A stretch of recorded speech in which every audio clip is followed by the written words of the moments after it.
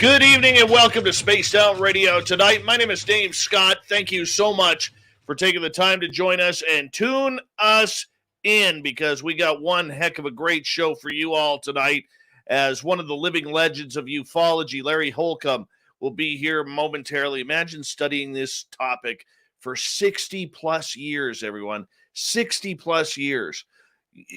They don't make them like Larry anymore. They really don't.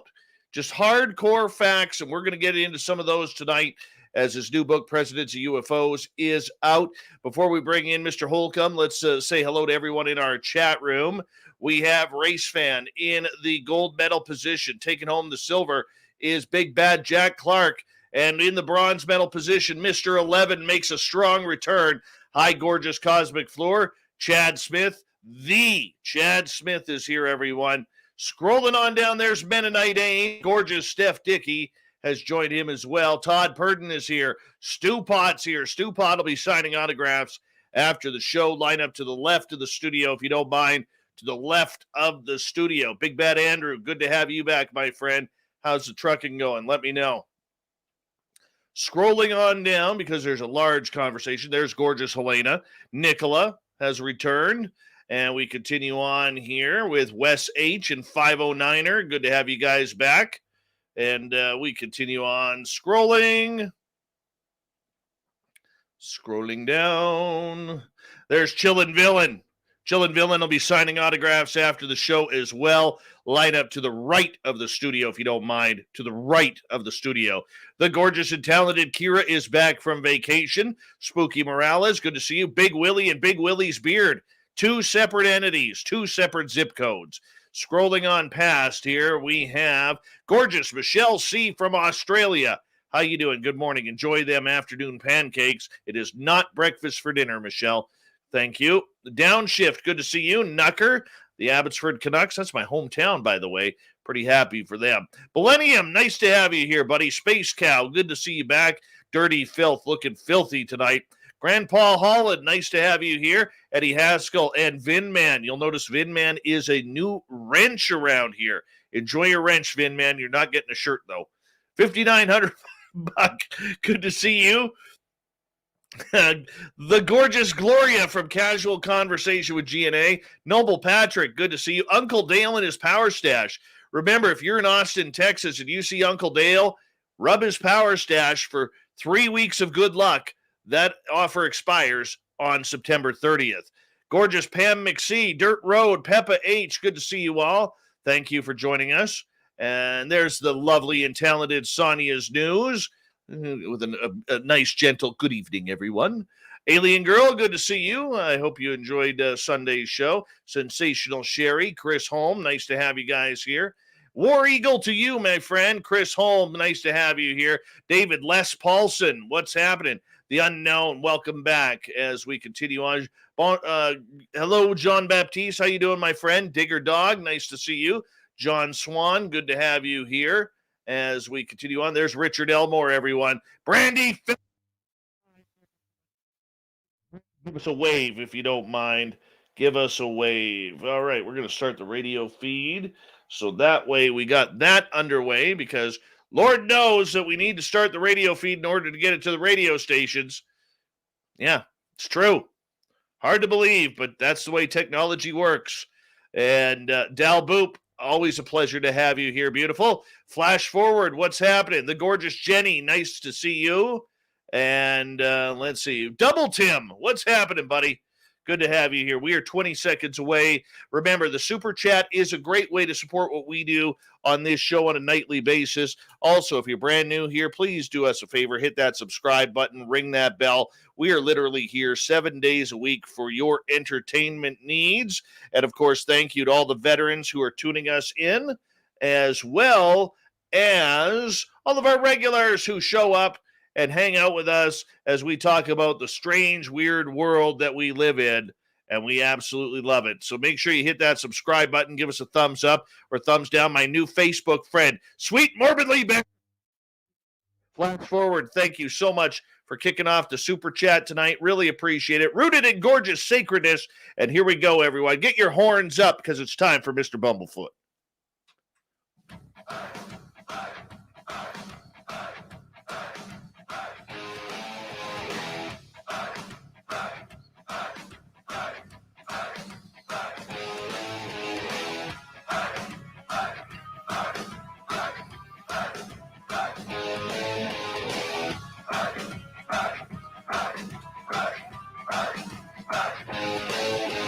From the mountains of central British Columbia to you listening around the world, this, my friends, is Spaced Out Radio.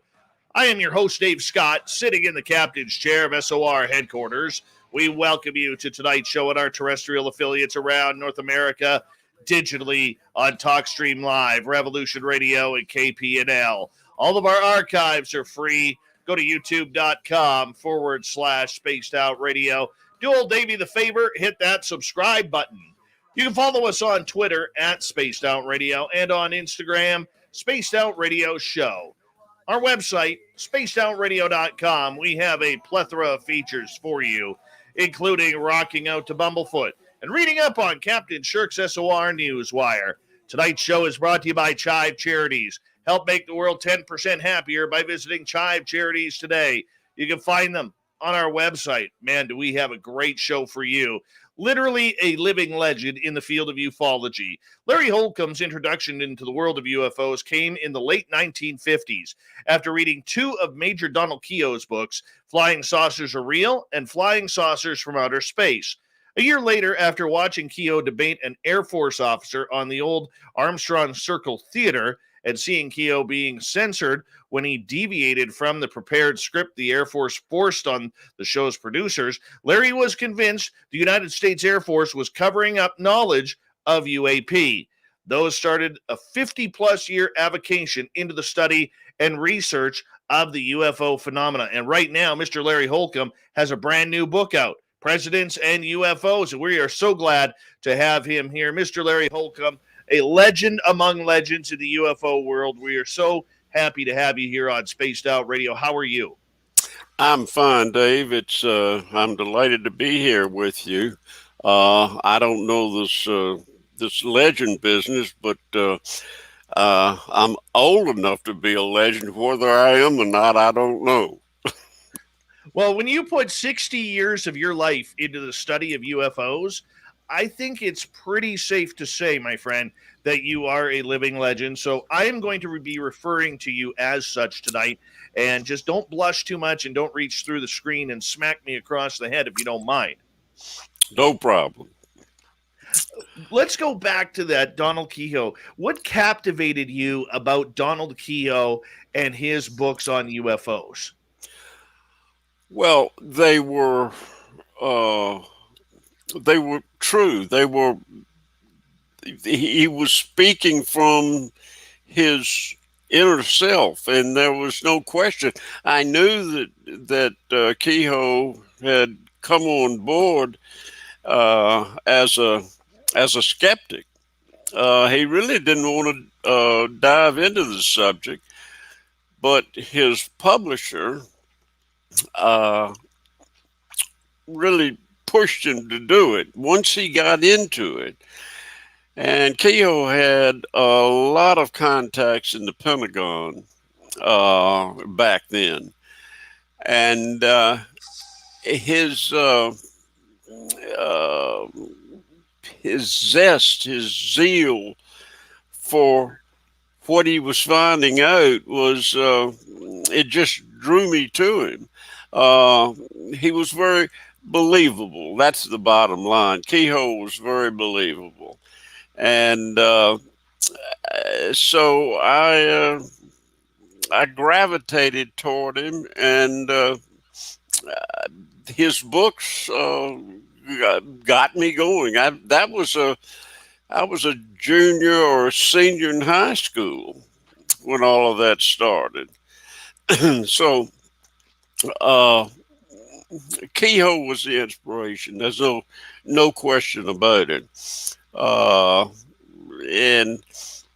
it's I don't know, many people don't know this, but Keyhoe, his publisher, Henry Holt and Company, wrote a letter to the Air Force Public Information Office and asked them, the Air Force, through the Public Information Office, if or how they regarded Keyhoe. And I can't quote exactly what the reply was, but the reply back to Henry Holt and Company, and this was before they published his book. The reply back was, "We in the Air Force are well aware of Major Keyhoe. We know that he is a responsible journalist. Uh, we respect him, et cetera, et cetera." Then they went on to say, "We understand that Major Keyhoe believes that these flying objects are extraterrestrial in nature. Uh, we don't necessarily buy into that, but we don't think it's impossible either." Now, they are my words. Chop's letter was much better. But in essence, he was saying the Air Force at that time, 1952, was looking at this subject as possible extraterrestrial. The outcome of that, and the really interesting part of it, is when Keyhoe's book came out.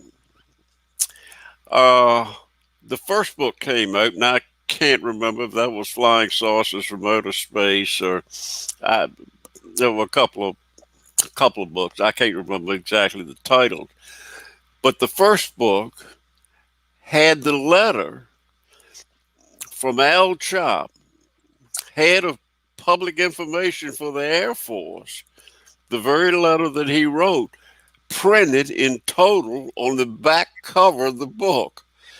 I don't think Al Chop knew that was going to happen, but it did, and it caused quite a stir. But I think that's a very little known fact about the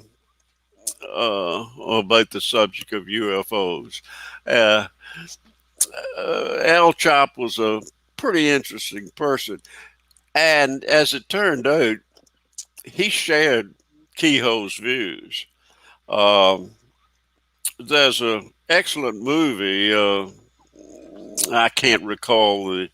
I can't recall. I think it's UFOs something. But anyway, it was uh, it was a pretty good movie, and it really was about Al Chop and his life as with the Air Force as public information officer. So interesting, very interesting guy. Looking back on 6 decades of UFOs, how has this subject really changed for you over the years, from people seeing flying saucers to all these different shaped craft, finding out there's government cover ups, to what we see happening today, both with the New York Times article and the way social media has really influenced the growth of this subject? Uh, in one respect, we haven't seen the change that we'd like to see. On the other side, uh, what has come about recently is pretty groundbreaking events on this subject. Now, I was a little disappointed when the New York Times article came out. It made a big splash, uh, uh, really around the world, uh, but certainly in the United States. And but it, as has happened so often in the UFO issue, it went away. No, with all of the evidence and everything that was being said, it sort of dried up. Now, uh, I guess I was expecting a big explosion to happen when all of this was revealed, and it didn't happen. But what has happened is there is a great deal more Uh, well, let put it this way. After 2017, we started taking giant steps rather than baby steps in this subject. Uh, and uh, it's still going on. It may not have progressed as fast as I thought it was going to, but it has moved ahead uh, in a major way uh, from what uh, it had been doing over the years. Another thing to keep in mind, uh, in the 70 plus years that this subject has been in the people's minds of some level, it has never been disproved. And if you think about that, that's rather remarkable. Uh, that the subject is still alive and not holding its own, but it's growing. So I don't know of any other uh, government involved project, if you will, that hasn't been uh, proven to be uh, a an accurate program that has always been uh, uh, openly discussed and has I'm searching for the right word, but that has been an open subject uh, that has not been dismissed or has not been told about, such as the stealth fighter, the stealth bomber. Uh, then going back to other government uh, projects that were at the time top secret, but they've all been revealed. Not all, not present day stuff, but the UFO issue, the UFO problem, if you will, uh, is still alive and well. It has never been disproved.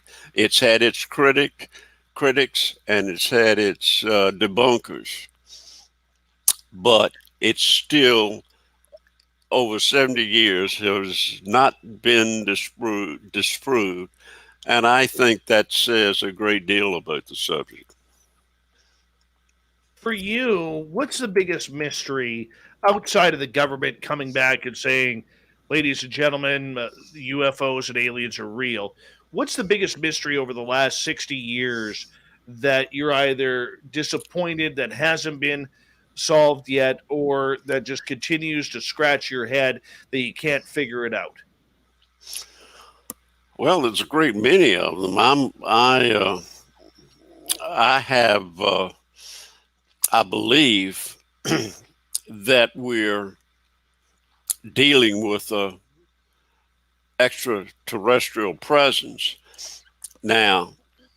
Whether the craft are occupied or are probes that are controlled from elsewhere, uh, I don't know. But it's uh, the fact that, well, that we uh, again, I'm searching for the right word, but uh, it's well, do I have a one particular case that I'm particularly wrapped up in, and that would be, of course, would be Roswell, which I've spent so much time with, and I think without question, Roswell was an extraterrestrial event. Um, all the all the information, all of the data, all of the people that have witnessed it, that witnessed it. Of course, most of those have passed on now, but we still have their what they said and what they believed. So I think Roswell is still remains as far as the U.S. goes. Uh, the top of the pyramid, so to speak. Now there are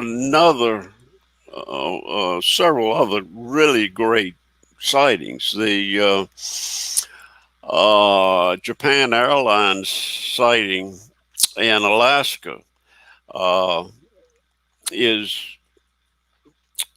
hard to explain.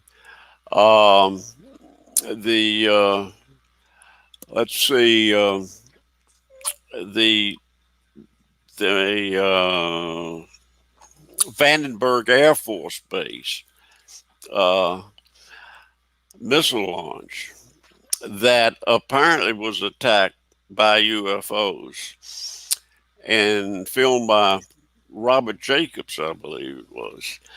Uh, I think is another extremely interesting case, and of course Bob Salas's case at Minot, North Dakota, uh, is really a case you can't dispute unless you say that Bob wasn't had made the story up, and that's ridiculous because I know Bob and he's straight as an arrow.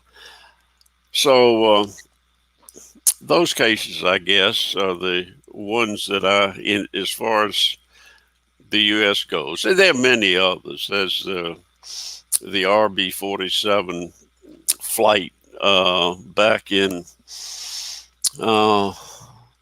it was the 50s or 60s, I believe. But anyway, there are plenty of good sightings, and there are plenty of bad sightings that I'm very skeptical of. Although I believe that we are being visited by an extraterrestrial presence, I'm also a skeptic of a great deal of what people say, and it's always been amazing to me why people make up stories about UFOs. I guess they want notoriety or whatever, but it damages genuine ufology and research. Without question, it's done a great deal of harm over the years, and they're still out there. There's still debunkers making excuses for the film that was released through the To the Stars Academy. And I don't know how the debunkers, excuse me. Your alarm's going off there. That isn't the flying in, is it? No, that's a Amber Alert. Anyway, I lost my train of thought, so go ahead and. Well, I want to ask you. I mean, you brought up Robert Salas and the whole nuclear event. You brought up a lot of different old stories about the history of some of the most popular cases in ufology. In your opinion, what do these extraterrestrials want? What do you think their goal is here? Is it just experimentation and scientific knowledge of another inhabited planet, or do you think that that it goes way deeper than that? Well, I don't like to speculate. I'd rather have hard facts, but in this business of UFOs, there are very few hard facts, and that leads to speculation. So, uh, if I had to pin down one thing, one belief why we're being visited, uh, is because they're concerned about our involvement in nuclear warfare and nuclear development. Now, you can really take this subject and go back to biblical times. There's some people that say that we were placed here. We were placed here on this planet by extraterrestrials. Now, certainly have no proof of that. There's a lot of circumstantial evidence that comes from back from biblical times, things that have been left, things that really can't be explained, such as Puma Punke, which fascinates me. Of course, the pyramids and a number of other things, that it's just not reasonable to say that these people back then had the ability to construct these structures and buildings and what have you. It's just, especially, I keep referring to Puma Punke because I think that's a real telltale that we were dealing, there was something here, there, of that was really extraordinary, that allowed these massive structures to be built and manufactured in a way that I'm not sure we could do it now. Right. And, sir, I'm going to get you to hold on right there because we are going to go to break here at the bottom of the hour. Legendary UFO researcher Larry Holcombe is here looking into the history of ufology, which will continue right after this in the second half hour of Spaced Out Radio next. Stay tuned.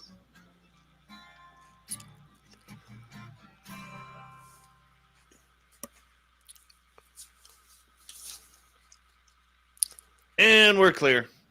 This is so exciting. So exciting.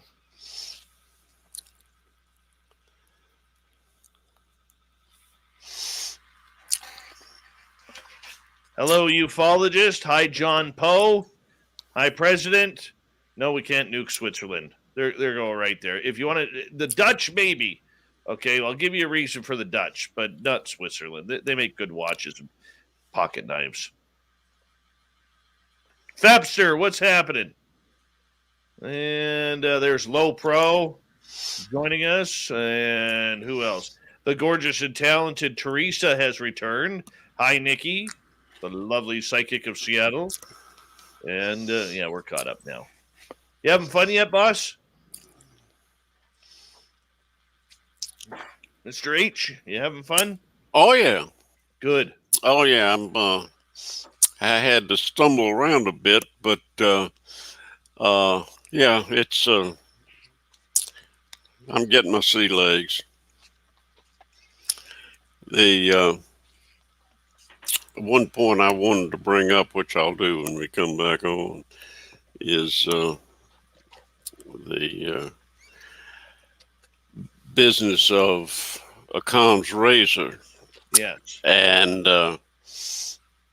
how the debunkers use that, and I think it's exactly the opposite way around.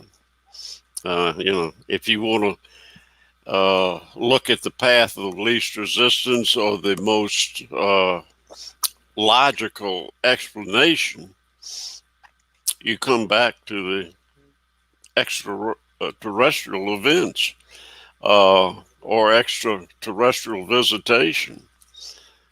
I think that's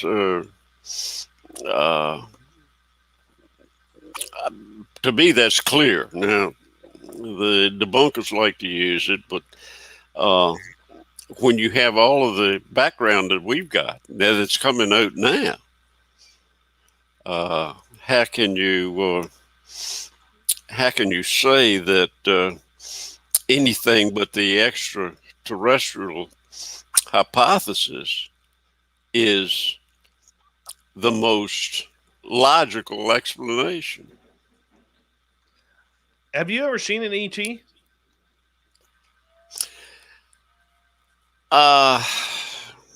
Well, yes. One time. I don't talk about it because it's, for one thing, it's not a very sexy sighting. But yes, it was a sighting I couldn't explain. And you want me to go into it? I would love. You know what? I'll ask you that on the show. I'll ask Okay. you that on the show because that'll be good. And Yeah. I've been face to face with 2 extraterrestrials, and I have never been more scared in my life. And it's a cool scared, man. It is a very cool scared, and I would love to go through it again. I really would. My wife was away from our house at the time, and when she got back, she found all the doors locked. So it was it unnerved me. Did you ever meet Philip Kraft? Used to write for the LA Times, and then had his major experience. No. And ended up writing a 3-novel story about his contact with the Verdens. The story still blows me away. The name's familiar, but I can't remember. He passed away. He passed away a number of years ago. Yeah. Hi, ravishing Rachel Rodriguez. How are you? Yeah, I mean, that story stunned me because him and I had very similar backgrounds, both journalists. I worked in radio. He worked in, much longer at the LA Times, and kind of went from there. And then out of nowhere, just started having experiences. We got about 20 seconds here, boss. Thank you to Cat Chaser and Flash Forward for the awesome super chats. It's a great way to support what we do on this show on a nightly basis. Big thank you to all the veterans who are tuning us in. We absolutely love you. You always have a safe home here. And, of course, all our regulars, we always love you guys here, including that Chad Smith guy. Here we go.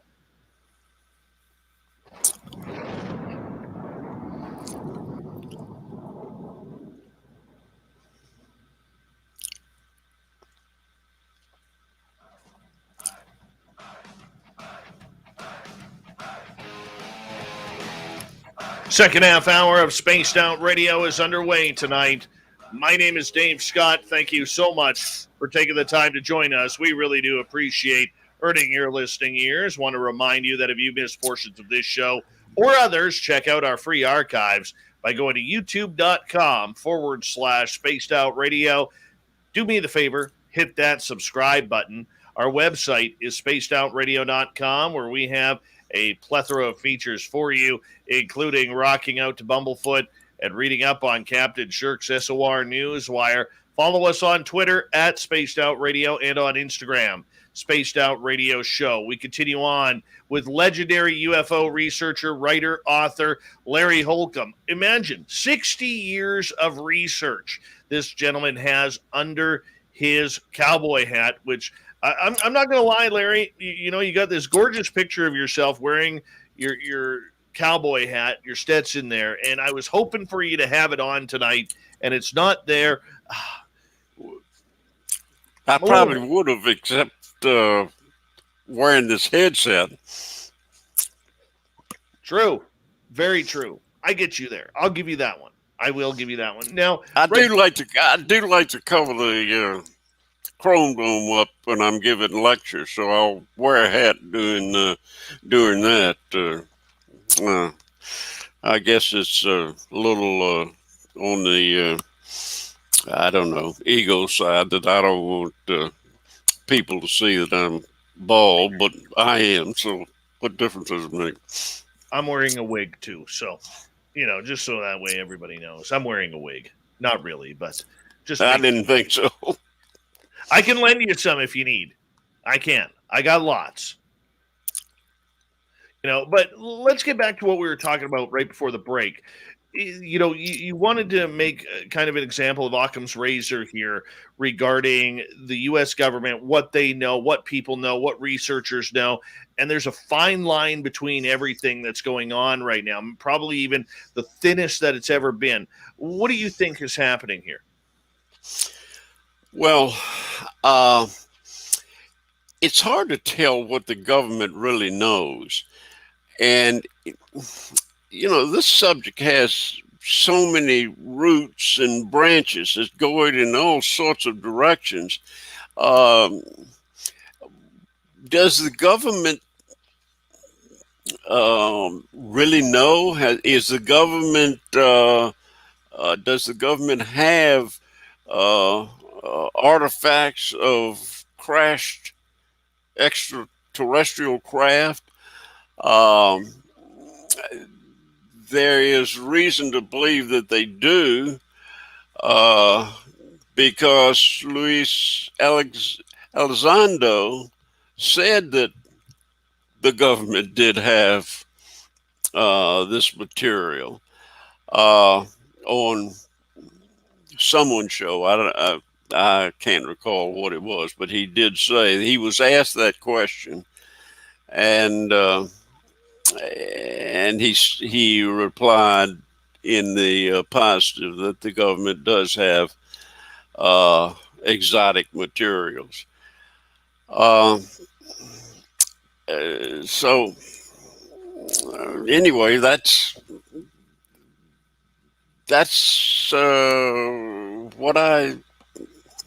what I think is.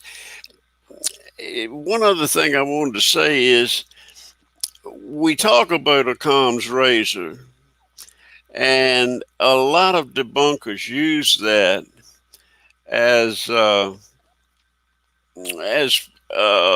proof, or as a strong case that the UFO subject is not extraterrestrial. It's all prosaic, whatever, sightings, whatever. Now, in my opinion, if you use Occam's razor's theory, that the most logical explanation is the correct explanation, where we have the data that we now have, legitimate data, the film strips that were released in 2017 and then verified as authentic by the Pentagon. When you put that and a lot of other issues together, in my opinion, you come out with the most logical, reasonable explanation is is the extraterrestrial theory. Um, I don't see how anybody can look at it any other way. The performance of these craft are far beyond anything that we have uh, today. Uh, I'm sure that there are projects being tested in the desert or the western desert uh, that are probably 50 years or so ahead of what we know about. But 50 years ahead doesn't uh, come close to what we are seeing these objects do. Uh, so I just I think that we've gotten to a point where it's very difficult to go against the extraterrestrial hypothesis. A lot of the debate that has happened from Lou Elizondo and others is the fact that we, Larry, have heard many of them say we don't know where these beings, if we could call them that, or craft, are coming from. We don't know if it's from the future. We don't know if it's from space, if it's from another timeline, a different dimension, inner Earth, the ocean, and they've always been here. There seems to be a large contingency on trying to figure out where these craft and or potentially beings are coming from. Now, we all assume it's from space, but how do you look at that debate after 60 years? Well, uh, in my early years of the subject, I was convinced, as Keyhoe was, that they were extraterrestrial in nature, and I still believe that. I think that's the logical approach. However, I don't rule out time travel. I don't rule out extra or dimensional issues. Uh, I don't understand it. I've listened to Dr. Mikio Keku discuss it, and I still don't understand it. But uh, it's I think that we've gotten better at understanding what these things probably are. Now, let me stop and say, I don't know what the government knows. Uh, I don't have any idea. Well, I take that back. I do have an idea, but uh, the the government, you got you got two issues to consider. Uh, Number one, the government is concerned from a standpoint of national defense because we have objects now that the government admits can fly through our sovereign airspace.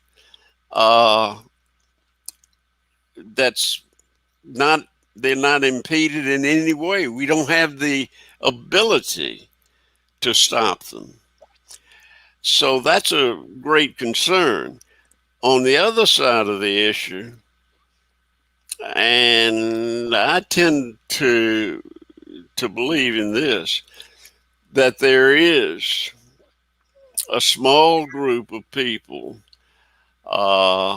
in the government or in industry, high-ranking industry, government contractors that know a great deal more about this than's being told. Uh, uh, but in either case, uh, we know now with the government's admission that these objects are real, and they're not uh, something that's visionary or whatever. So I don't rule out time travel, uh, extraterrestrial visitation, or the dimensional issue. I think they're all in play until we find out something differently. Do you think the U.S. government, especially, knows more than what they are admitting? Because everybody seems to be playing a little stupid here. Basically saying we don't know where they're coming from. We don't know what their technology is. We haven't seen anything like this before. And it seems like I'm one of the few who has said to my audience, they've been knowing for 70 plus years since Roswell. They have a lot of information. They're holding it back. And if they did open up to what they did know, this would open up a Pandora's box for all humanity to find out what's been held back from us for this many decades. What is your thoughts on that? Well, I agree with you. I think that we have the government, some small group within the government knows a great deal. Uh, I think the spokesmen that we hear from are told what to say, uh, and they really don't know. Um, but there is a group uh, within the government that, and it could be made up of government people and military contractors. Military contractors like TRW Systems and Raytheon and so on, they have the ability to conceal and maintain classifications probably better than our own government does. Uh, so um, I think that well that we are we're we're on the verge of making some great breakthroughs with what the government knows, but how quickly that's coming, and if it's going to be revealed in some sort of higher level, or if it's going to be dribbled out to us, um, which seems to be what's happening now. Uh, I don't know, but I think that within the government there is a very select, small group of people uh, that do know. Excuse me. That's okay. That is Oh, an Amber Alert. If you want to read that out, since we are a media company, that I'm okay with that. well, I just I just cut it off. But anyway, All right. uh, uh, but anyway, the uh, I find it difficult to believe otherwise. I think it's not within the realm of reason to believe uh, that the government, some part of the government, deep within the government, uh, knows a great deal about this story that they're not revealing. And it could be for any number of reasons. For Because these objects, these people, are entities that are that are extraterrestrials, um, have a uh, a great deal of, well, I think that the government has a great deal of information on them on a very limited knowledge. And the spokesman that we hear on television, this and people at press conferences, uh, they're not in the know. They're telling what they're told to tell, and my research has shown that high-ranking officers, high-ranking military officers, uh, generals, admirals, uh, by and large, if they don't have a need to know, if there's not really a need to know, they don't know. Uh, I have a friend that is a retired Air Force bird colonel. And of course, when he came up, he made a lot of friends, and a lot of his friends are now general officers or retired general officers. And he knows my interest in the subject. And he's talked with his friends, these general officers, 2-star, 3-star, 1 4-star. And they told him that they just didn't know, that they were fascinated by the subject, but they didn't really have any information on it. I'll take that back. There was one 2-star that was had a high level position in NORAD, and he cut the conversation off quickly, according to my friend. He didn't want any parts of it. And if anybody in the government, in the military, knows about what goes on in our skies, you would think that a high level officer in NORAD would be one of those people.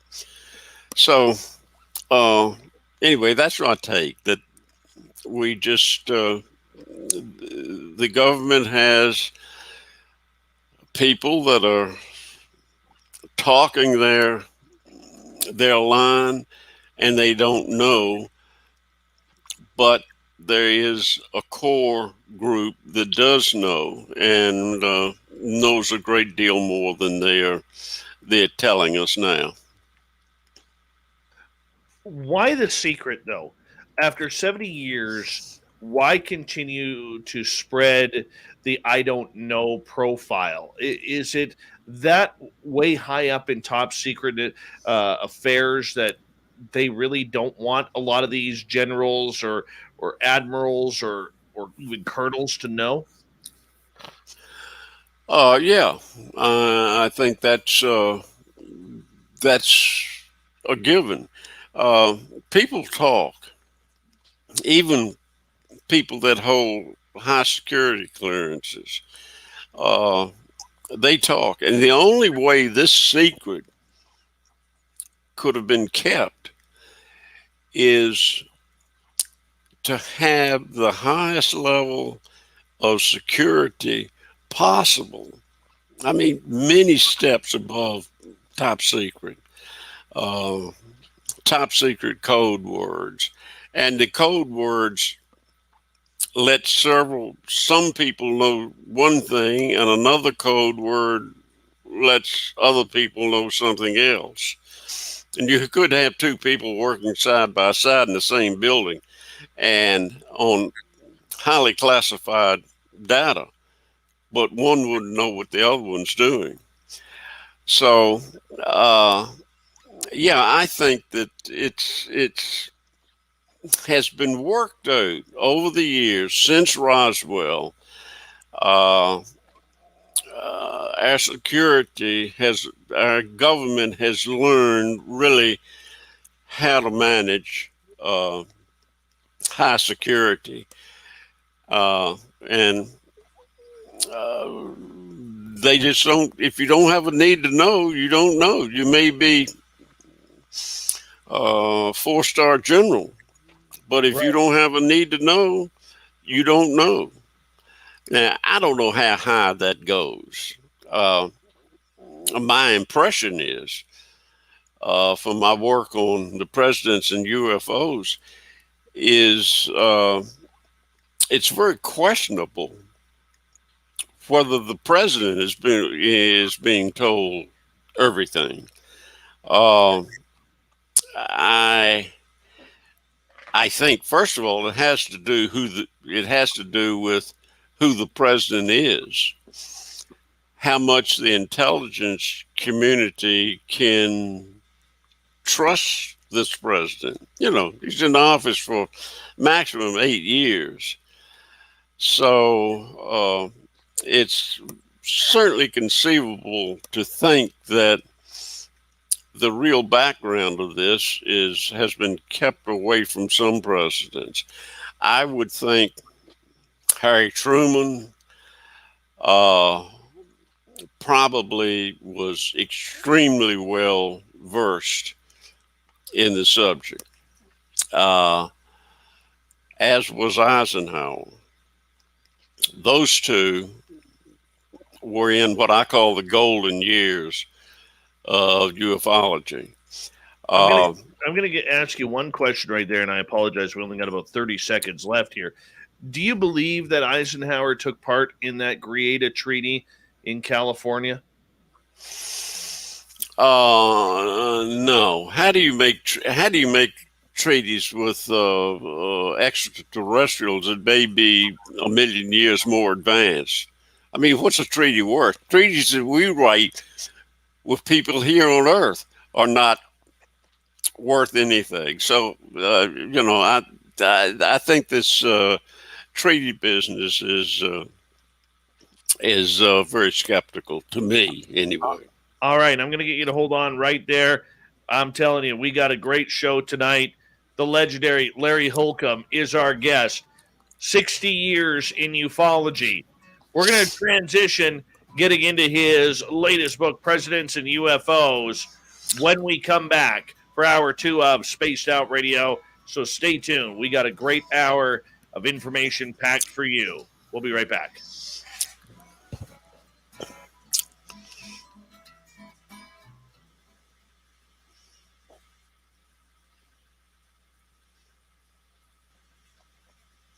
All right, we're clear. We got about 6 minutes here, boss.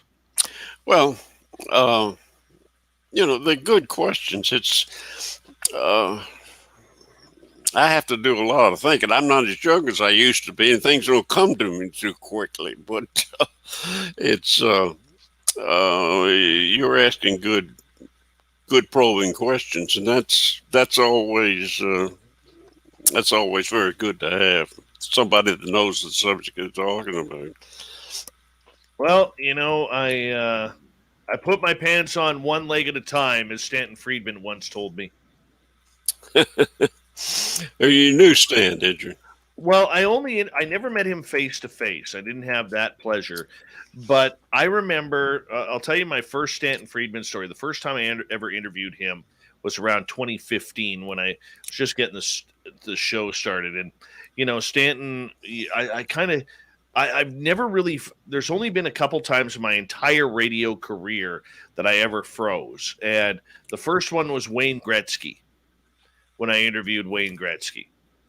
And then when I got out of radio, and then a few years later started up this show, I froze with Stanton. And at that time, we were doing a recording of the show, and I finally I butchered my interview, couldn't do anything, couldn't speak, and I finally stopped it. And I said, "Sir, I hope you don't mind. I got to restart this, but I just got to get this off my chest." I said, "I can't believe you're Stanton fucking Friedman, right?" and he just started killing himself laughing, and he goes, "Well, Dave, I put my pants on one leg at a time, just like everybody else." And it just kind of cut the whole tension and, excuse me, eased into the interview from there, which was really nice. But I loved the man. I mean, I wish I would have met him personally, but hey, wasn't meant to be. Stan was people use this term a lot, but I think he was unique in the field. Um, I talked to Stan a lot when we were together in Roswell. I've been invited out to Roswell to lecture and to sell my book for since 2011. So I spent a lot of time with Stan. Stan was I say unique. Probably that's the wrong word, but an overused word. But anyway, he was a great listener. He listened intently to what you were saying, but he rarely revealed a great deal of himself and how he felt about various things and people. I did get him to open up about a couple of people that he had a bad experience with, but by and large, he didn't really uh, show his real feelings. Kathy Barden told me the same thing. I was talking to her about Stan, and she said the same thing. He, as close as she was to Stan, she said he never would really open up to me a lot of the time. So anyway, he was a brilliant guy. He was a member of Mensa, Right. and so he was quite brilliant. He went to college, University of Chicago, with who am I thinking about? I lost a famous physicist. Anyway, who gave him the business about not Carl Sagan, who gave him the business about not staying in school and getting his doctorate. And Stan said, the simple truth was, I had to go to work. I had to make some money. And so he and Carl Sagan were pretty good friends, although they disagreed on the UFO issue. But yeah, Stan was a neat guy, and like I told you earlier, I miss him very much so. I think the entire community misses him too. I mean, imagine how much we could use his opinion right now on everything that's going on, because he sure wouldn't be afraid to call the BS out on a lot of the crap that we're seeing. That's for sure. We've only got about 30 seconds here. Big thank you to Cat Chaser and Flash Forward for amazing super chats. It's a great way to support what we do. on this show on a nightly basis, so we really appreciate it. Thank you to everyone who's hit that thumbs up and subscribe button tonight.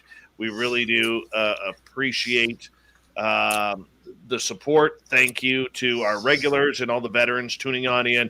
Get your horns up. Get ready. Here comes hour number 2 right now. You're listening to Spaced Out Radio with Dave Scott. Follow Dave on Twitter at Spaced Out Radio and on Facebook, Spaced Out Radio Show. Hour number 2 of Spaced Out Radio is now underway. My name is Dave Scott. Thank you so much for tuning us on in wherever you are on this beautiful planet we call Earth. Want to remind you that if you've missed portions of this show or others, check out our free archives by going to youtube.com/Spaced Out Radio. Do us a favor, hit that subscribe button. The Desert Clam has set the password for tonight in the SOR Space Travelers Club, Echopraxia. Echopraxia is your password. Use it wisely, Space Travelers, as the Clam sets a password each and every night right here on Spaced Out Radio. Our website is spacedoutradio.com, where we have a plethora of features for you, including rocking out to Bumblefoot and reading up on Captain Shirk's SOR Newswire. Follow us on Twitter at Spaced Out Radio and on Instagram, Spaced Out Radio Show. We continue on tonight with living UFO legend Larry Holcombe. Yes, 60-plus years in the field. He's got a brand new book out, Presidents and UFOs. It's the third book he has written on this subject, but he is considered a well-known voice in the advocacy of UFO research. Larry, welcome back to Spaced Out Radio. Good to be back. What made you write this book to get a little political inside this topic? Very simply, what I wrote, a great deal of what I wrote in the book is known by most ufologists, researchers into the subject. But what I tried to do was explain to the public that has an interest in the subject, but not a deep knowledge of the subject, and explain how our government has handled it, has handled the subject, and how deceitful they've been, and how many lies that they've told over the years. I remember Bill Clinton was very interested in the subject. So was Hillary. And they were involved in the Rockefeller initiative. But Bill came out and made it clear that he asked, I think it was Webb Hubbell, to look into the Kennedy assassination and what he could find out about UFOs. And he made several speeches after that. At that time, when he was newly inaugurated,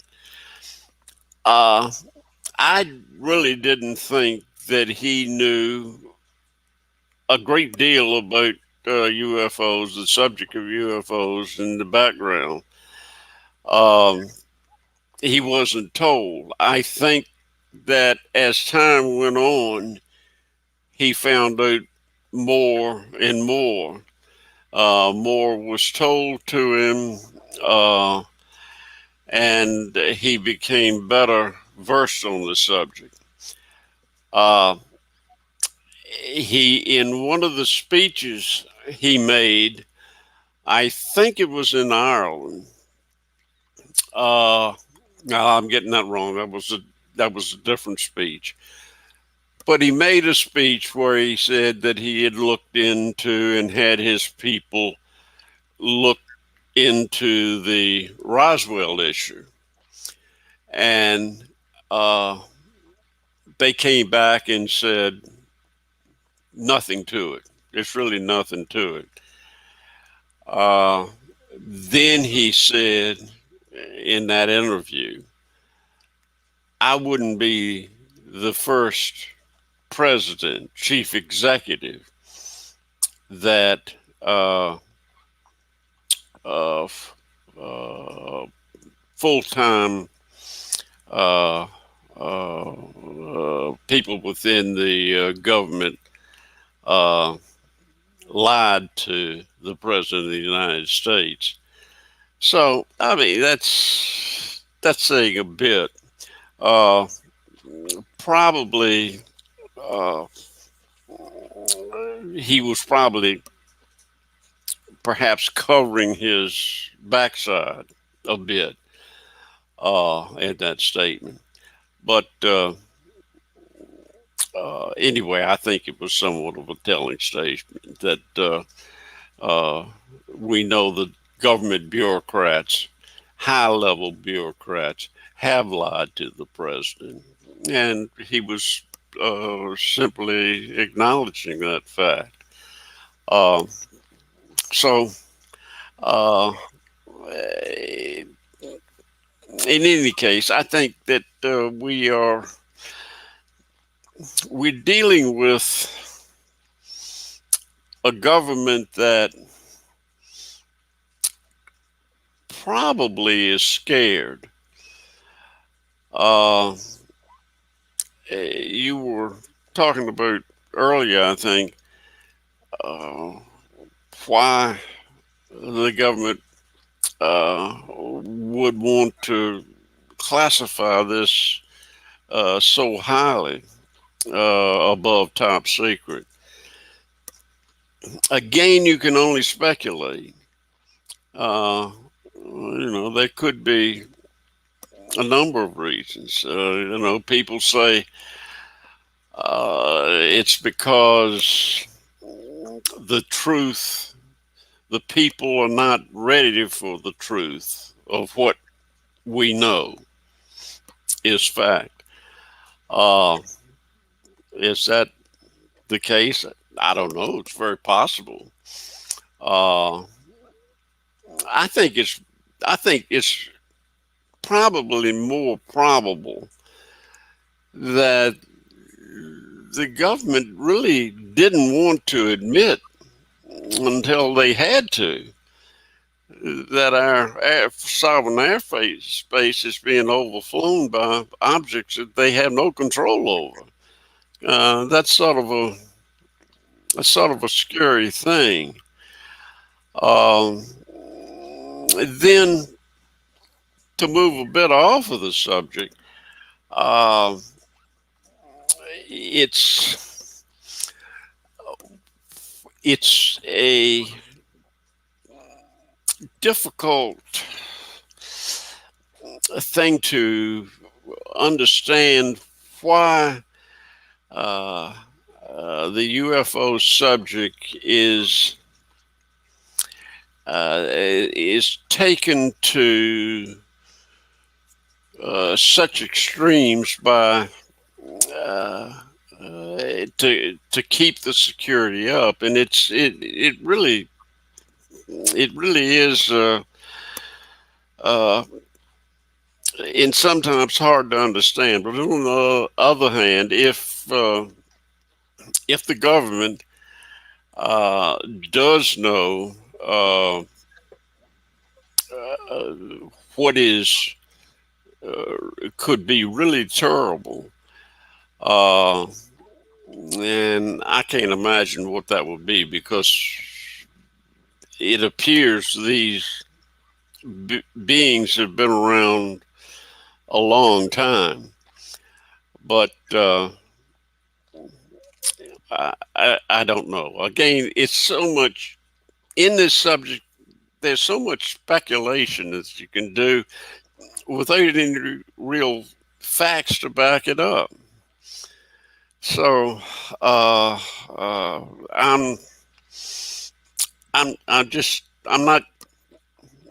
not sure of where we are with the government. I've tried to figure it out, and it just doesn't. I can't get a handle on it. So Well, what do you think that the government has from Roswell on forward? Do you think we have crash retrievals? Do you think we have bodies? Do you think, and I'll add a third question on there, do you think that the presidents are informed about the capabilities of this presence? I think it depends on the president and the circumstances surrounding it, surrounding the particular event.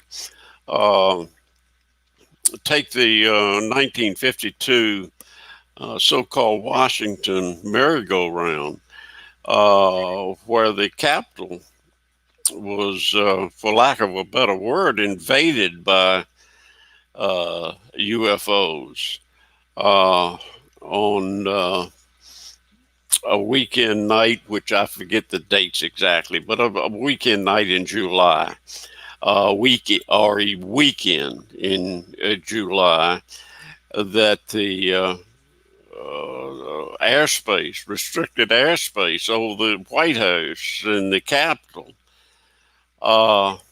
was overflown by these mysterious objects. Jets were scrambled, and as they approached, the objects took off. The following weekend, the same thing occurred on a Saturday night. Jets were scrambled, and in this case, they didn't leave. There's one recorded pilot conversation back and forth, saying that they're closing in on me. They're getting closer. They're getting closer. They're right on top of me. What should I do? I guess he's saying, should he fire on them? Which would have not been a good choice. But in any case, within an instant, they took off and left. So this is a well-documented case. The head of public information for the Air Force, Albert Chop, as I mentioned earlier, he was on the second night, the second weekend, he was in the tower, and he was observing what was going on radar, as was radar operators at Andrews Air Force Base and Washington National, I believe. So that's been a very important case. Truman asked his Air Force advisor to get all the information he could on the subject. And he did. He got this information, and Truman understood high security, high classifications, and he could be very closed-mouthed. He was on some things, but so Truman was deeply involved in it. That was passed on to Eisenhower.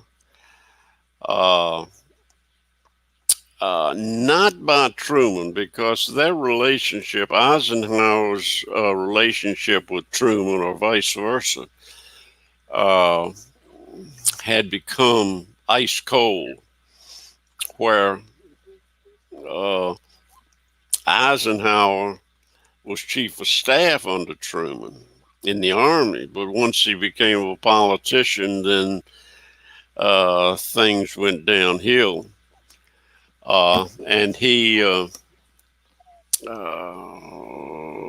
Eisenhower, the story goes that when Eisenhower was being inaugurated, the protocol was for the incoming president to go to the White House and have tea or coffee with the outgoing president. And Truman set that up. But Eisenhower wouldn't get out of the car. He wouldn't go in to have tea and crumpets or whatever with the outgoing president and his wife, Bess.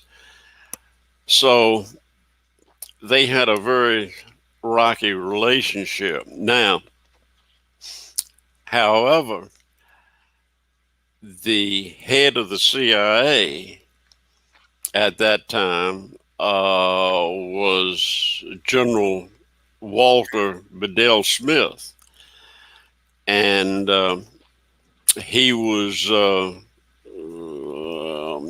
Eisenhower's chief of staff during the war, and so obviously they were very close. And I'm sure that Beadle Smith clued Eisenhower in on everything the CIA knew about UFOs or flying saucers. So I think Eisenhower was very well briefed on the subject of UFOs, and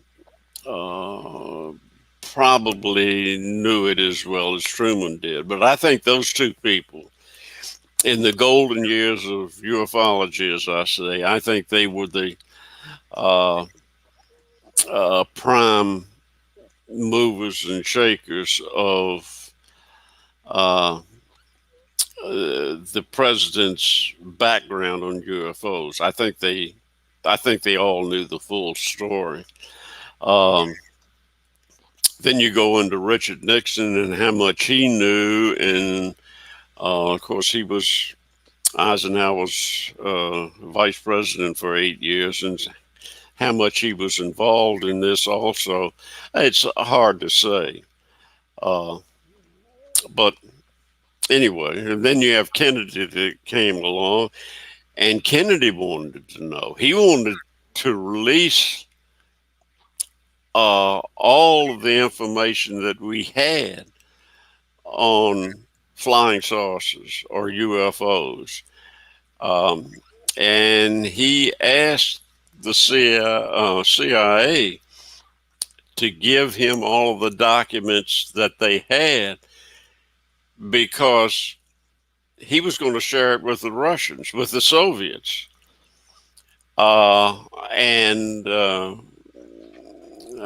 Yes, it was Khrushchev was supposed to do the same to us, to the USA. But that never happened. Kennedy was assassinated, and so that never came about. I want to ask you in regards to Truman and Eisenhower. Every time we talk UFOs, it seems that we skip a lot of presidents and get right to Eisenhower and Truman. Do you think, and maybe in your research, I'm not too sure if you could even answer this question, but do you think with the involvement that these two had in UFOs and the subject from Roswell on forward, do you think that these two really set the tone for future presidents on what a president should know or could know about UFOs? That's a good question. I really don't know. It's certainly possible, but I think it's really been up to the intelligence community after Eisenhower to tell the incoming presidents what level of information they were going to get on the subject. Kennedy wanted the information, and it's clear to me that the CIA didn't want to give it to him. Neither did NASA. So, but we don't know how that would have played out. Then moving ahead, I think that Richard Nixon had a great deal of knowledge on the subject. So to answer your question, I think it simply goes back to how well the the incoming president is trusted by the intelligence community, and how much information they get, and what they get is tightly controlled by this group. I want to say Majestic 12. And I still believe Majestic 12 existed. Whether it's of the same name now, I doubt it. It's probably much larger.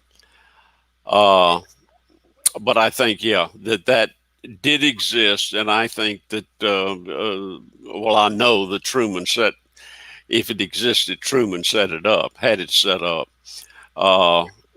And he was in charge of all the information, who would get it and who wouldn't.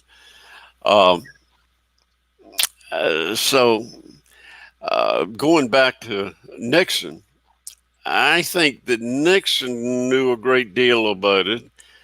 I think the intelligence community trusted Nixon. He had been vice president for 8 years under Eisenhower. How much information he had, I don't know, but he was certainly interested in the subject. And especially his good friend Jackie Gleason was. So I'm sure, and it's said that Gleason pressed Nixon to reveal what the government knew.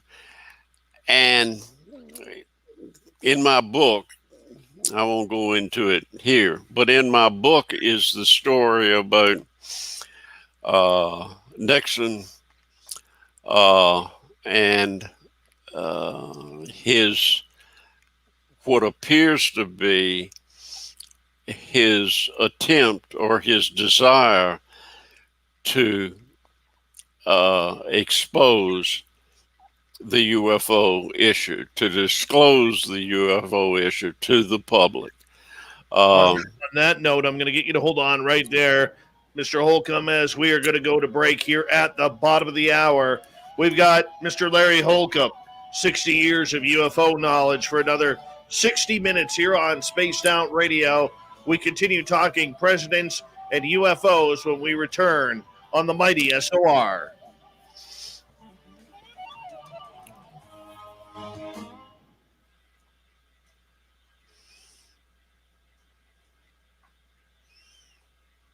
All right, we're clear. Good. Yeah, the Nixon story is pretty important to me because, as you know from my book, I spent a lot of time with Bob Emenegger, who made the documentary film UFOs Past, Present, and Future, which I think was one of the best documentaries on the subject made, certainly at that time in the mid-1970s. And Bob Emenegger was he was the co-producer of the film, and I think it's I think it shows, without question, that uh, Eisenhower or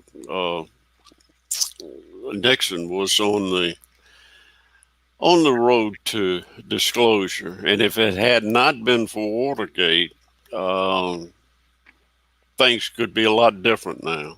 Right. Well, we'll continue on from there when we get back.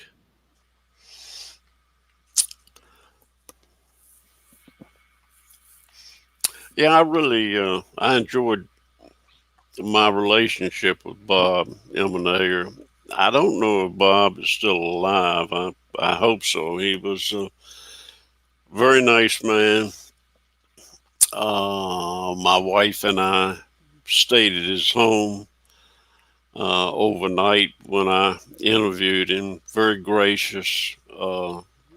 We did take him out to dinner, and he just opened up. It was quite interesting. Well, according to Google, he's still alive at 89 years old. Yeah, he was pretty hardy. So I'm glad to know that he is. I haven't talked with him in quite a while, which is my fault. But anyway, he's a good man, and I was trying to think of his partner's name, which evades me right now. But anyway, the two of them worked together when they were going to get information from the White House, from the Nixon administration, through a contact named Paul Shartle. And it seemed to be that Nixon was fast on the way to some level of disclosure, and this could very well been the result of his buddy Jackie Gleason beating on him to release this information. So I don't know. Again, speculation. So we could talk about that when things pick back up. When you pick back up, and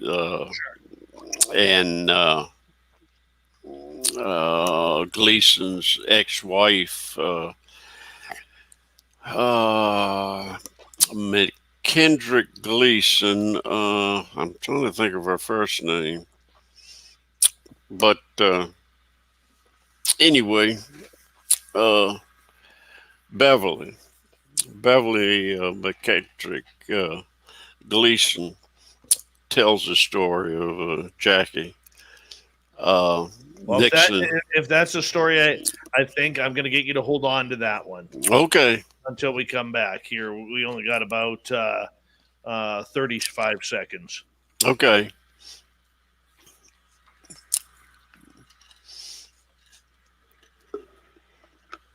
Thank you to Cat Chaser and Flash Forward for the amazing super chats. It's a great way to support this show. Thank you to everybody who's hit that thumbs up or thumbs down. And we will get to Larry's experience as well here, so don't worry about that. Ripsaw, thank you for joining our chat. Veterans, thank you for your time and service. We appreciate it here on this show. Here we go.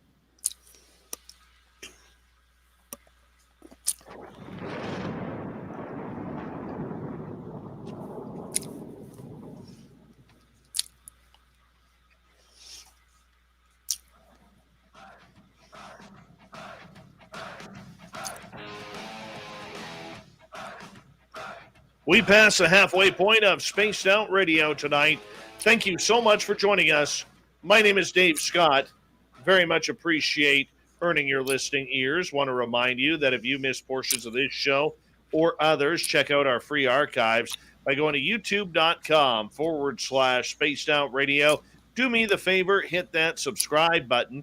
Our website is spacedoutradio.com. We have a plethora of features for you, including rocking out to Bumblefoot and reading up on Captain Shirk's SOR Newswire. Follow us on Twitter at Spaced Out Radio and on Instagram, Spaced Out Radio Show. We continue on tonight with legendary UFO researcher Larry Holcombe. Over 60 years of research going into tonight, and he's got a brand new book out, Presidents and UFOs, and he's talking about a great story here between Richard Nixon, the former president, and former comedian Jackie Gleason. Fill us in, Larry.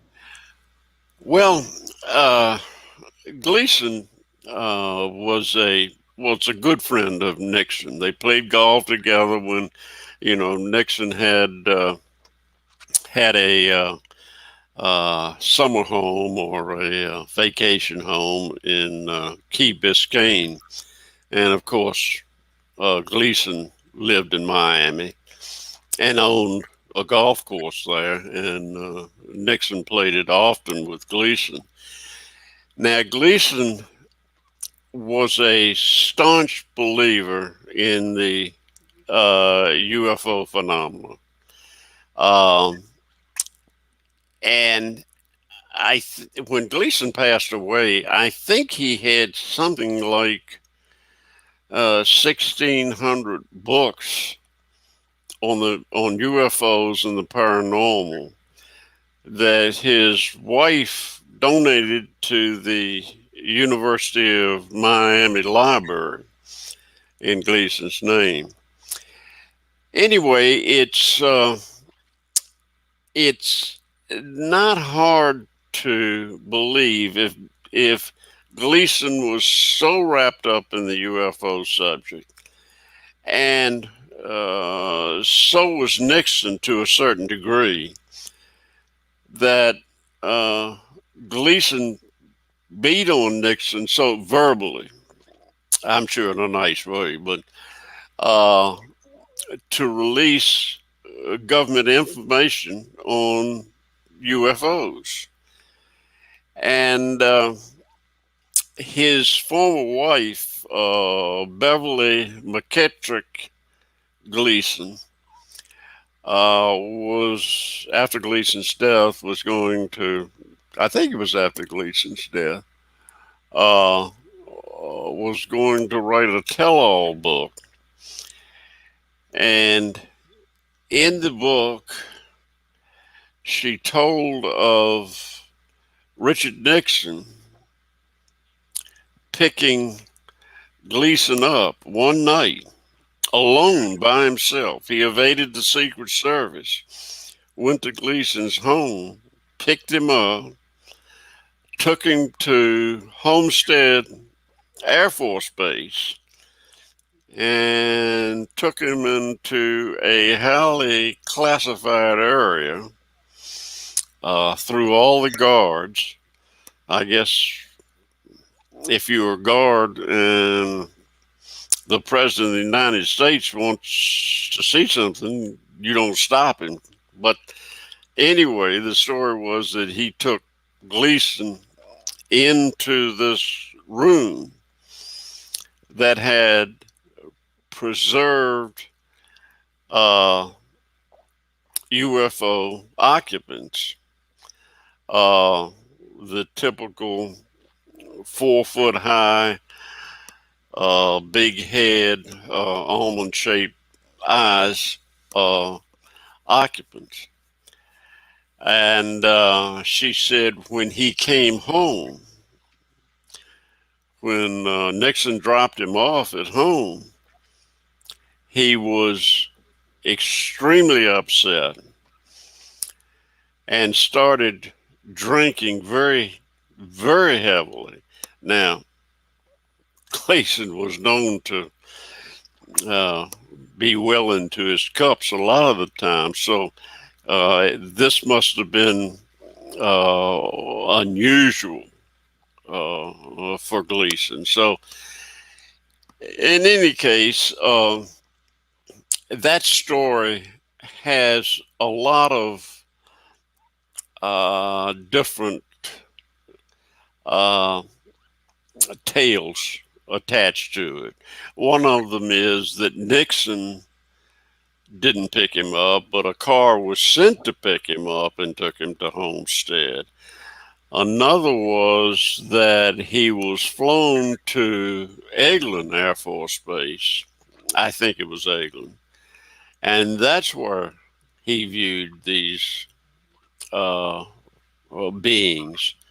Uh, and there's several other stories. And, you know, what's true is very difficult to say. But I think that there is a element of truth to the story.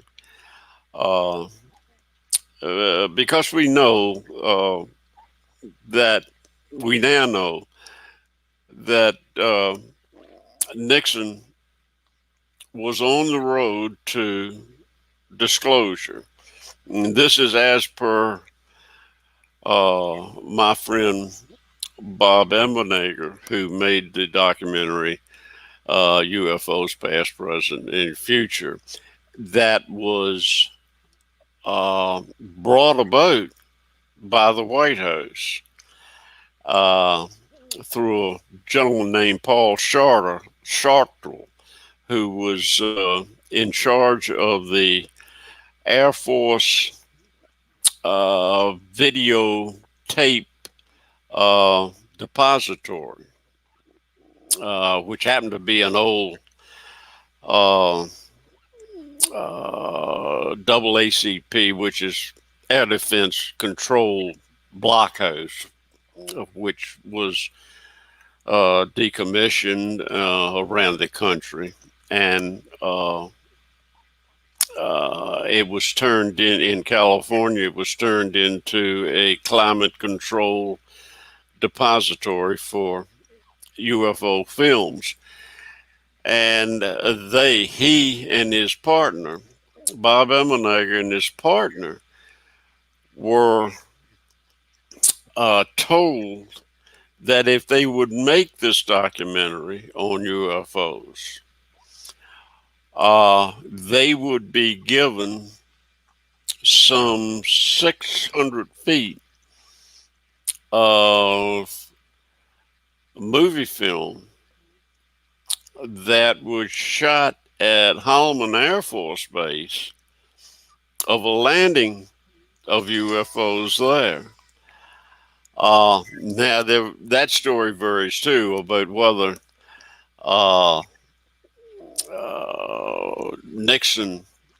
Eisenhower was president at that time, whether he went out and walked into this spacecraft, which I highly doubt. I don't think that the president of the United States was going to walk across the tarmac and get into this UFO.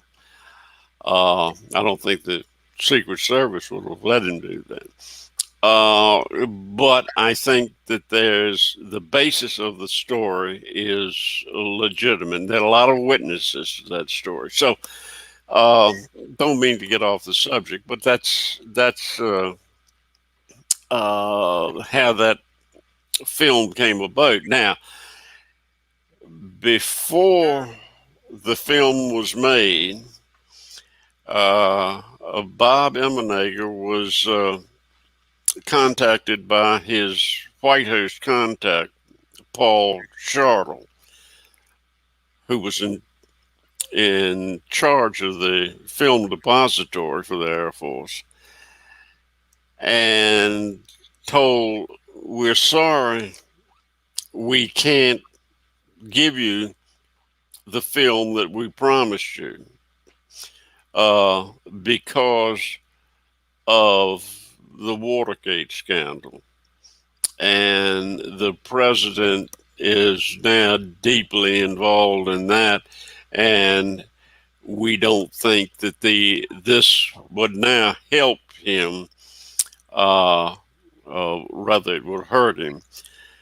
So the film was not given to them, but they were told that they could go ahead, make the documentary and put ending that is that was sort of made up of characters that were drawn, sketches of characters that were drawn uh, to replace the film of the actual landing. I think personally, and I've spent time with Bob Emenegger, and he's gone through the whole uh, process, the whole scenario with me. And I believe that what he says is accurate. I think they were promised that film, and because of Watergate, we may have been living in a bit of a different world, because if Nixon's popularity, and you have to remember that at that point, Nixon's popularity was like 60%. And he had a license to do most anything he wanted to do. Then when Watergate reared its ugly head, that all came to a screeching halt, as we know. But I think that Nixon was on the verge to making some level of disclosure, very possibly major disclosure. And as I said earlier, if that had happened, if Watergate had not occurred, we could be looking at a UFO issue that is totally different from what it's been. So when you go through the path, and let's pick it up to the current side of the presidents, where we have Biden, Trump, Obama, and Bush, and then Clinton before that. They always used to laugh off the whole UFO subject prior to 2017, when the New York Times article came out. Now, all of a sudden, when we see Obama, for instance, going on Jimmy Kimmel, or all he wants to do is talk UFOs, and what he knows. I mean, to me, when I saw that Obama interview where he was describing the technological sources of the Tic Tacs and what they were doing and their capabilities, I'm like, this is a man who hasn't rehearsed this speech. This is a man in the know. And to me, it really showed that he was lying to the public regarding the UFO phenomena. But all of a sudden now he can talk about it. Are you getting that feeling too, or are we all speculation still? No, there's no question about it. As far as Obama's concerned, what he said on Jimmy Kimmel really was public knowledge. But coming from a president made the impact of it great, because no president had ever acknowledged the fact that these objects existed. So for him to say it, that had come out in the New York Times and all of that. So for him to say it was not in itself news, but the fact that a former president of the United States said it was big news. So I think that's where it's very important. Now, we've obviously, since I wrote the book, there have been new things that have popped up that involve the presidents. that was not in the book because they hadn't happened yet. And that's one of the problems of writing a historical book where the events are still going on. It's not like you're writing about the Second World War, which ended. Or anything else of that type. Writing about the presidents and UFOs, the history of that is difficult because they're still making history. Let's take George W. Bush. When George Bush was in office, he was asked about UFOs, and I don't remember exactly what the reporter asked him, but it was about UFOs. And Bush simply said, "Go ask Cheney." Well, that was a blow off. But on the other hand, Bush was certainly occupied with the aftermath of 9/11 and what was going on in the war that he committed American troops to and what have you. So that's not too hard to understand. After he was out of office and he was on Jimmy Kimmel's program, Jimmy, of course, asked him about UFOs, and I think it was something along the lines of, when you were president, did you receive files and briefings on UFOs? Were you given the real scoop on UFOs? And of course, you would think that his answer would be no.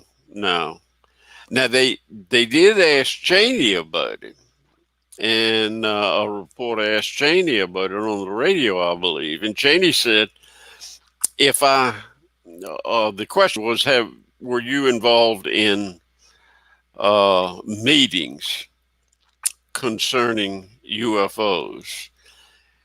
And Cheney's reply was, if I was, it would be top secret and I couldn't talk about it. So now Bush on Jimmy Kimmel asked him the same thing. But did you get files and were you briefed? And the files from the CIA and on the UFO issue? And Bush said, my daughters asked me that same question. And people laughed. And Kimmel said, did you tell them? And Bush said, no. So then he went on, and my recollection was that Bush really would just soon get away from the subject. But Kimmel said, well, are you telling me that, I forget his exact words, are you telling me that this didn't happen or it did happen? And Bush looked at him and said, I'm not telling you nothing. And everybody broke out in laughter. Here again, he could have written it off by saying, I don't know anything about the subject, or it was never discussed, so just kissing it off. But in essence, what he was saying was, the subject was real, but he couldn't talk about it, and he wasn't going to talk about it.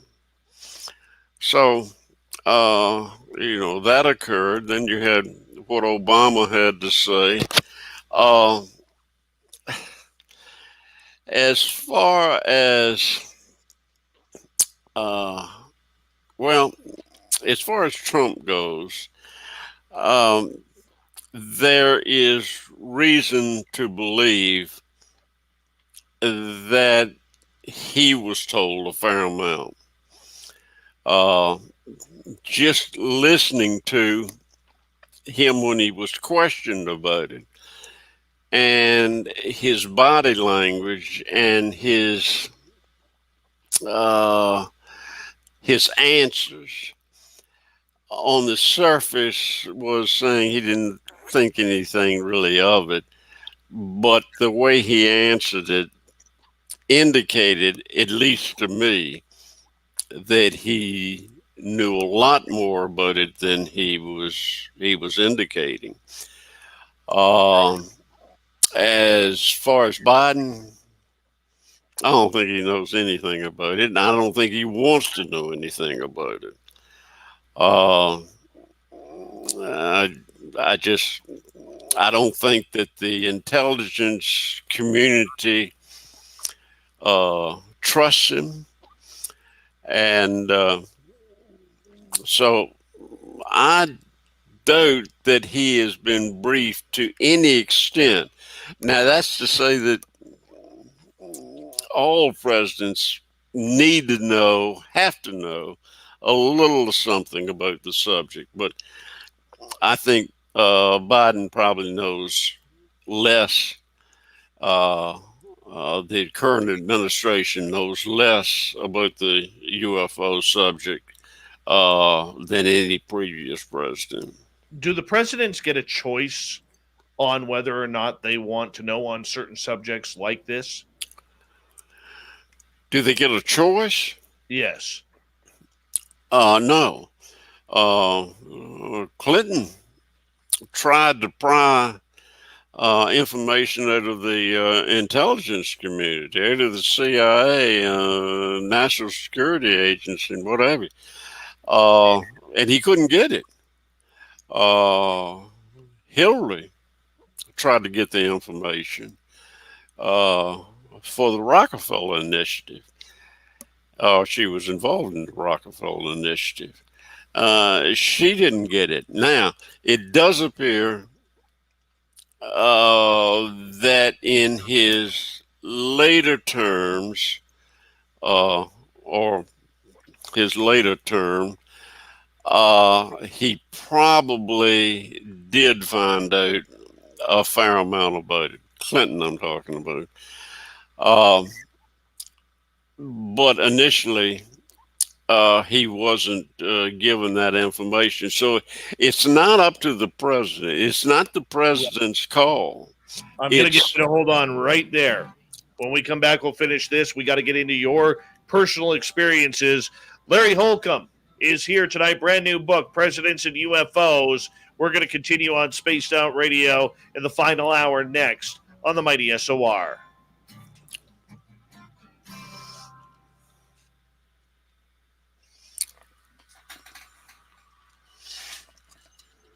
All right, boss, we're clear. All right. Sorry about that. I hope I'm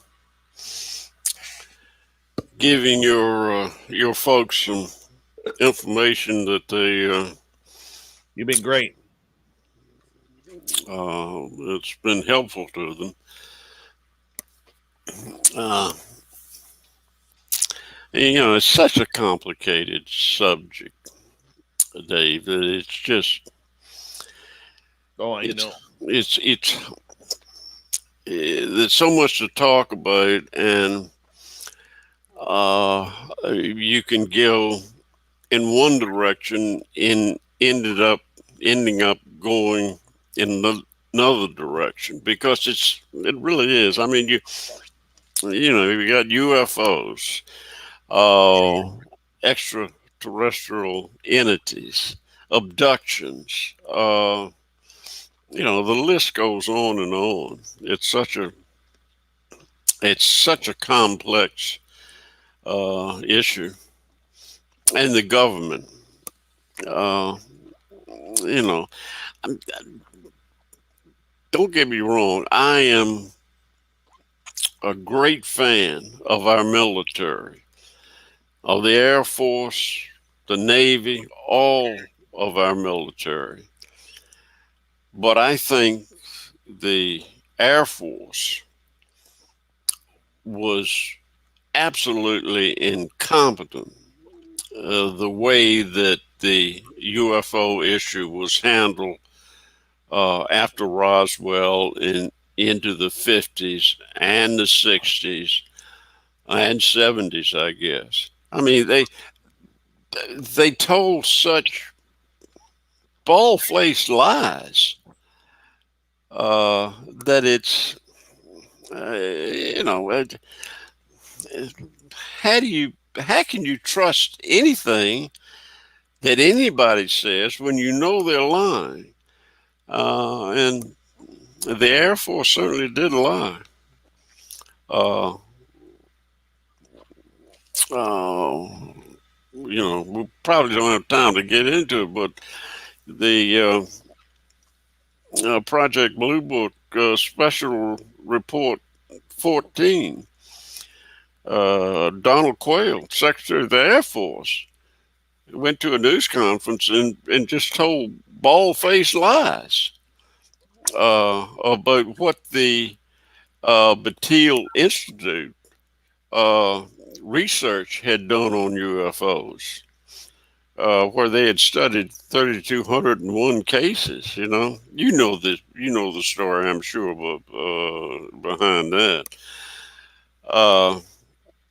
But he just lied about the fact that, for instance, he said there were 3% of the cases were uh, uh, unexplained, could not be explained. But they had the worst witnesses of all of the cases.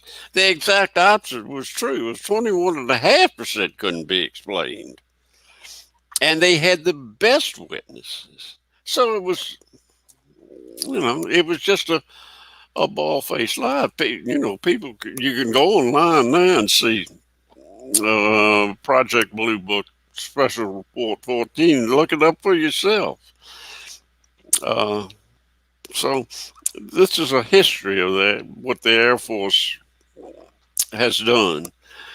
And that's one of the reasons I wanted to write my book, to show the people.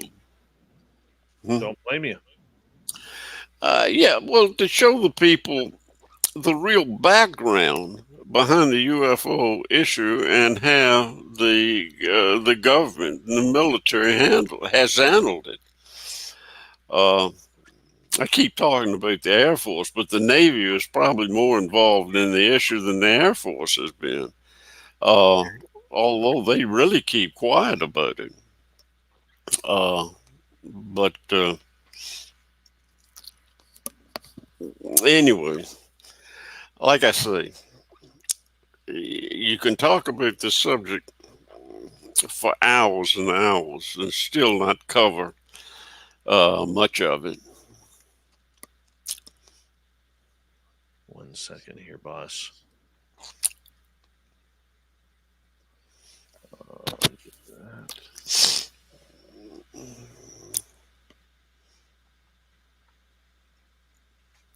There we go. Play this game. All right. There we go. Now we're all caught up.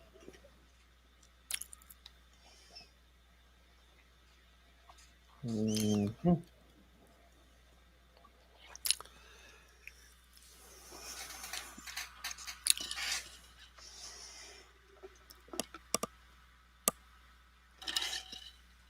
All right.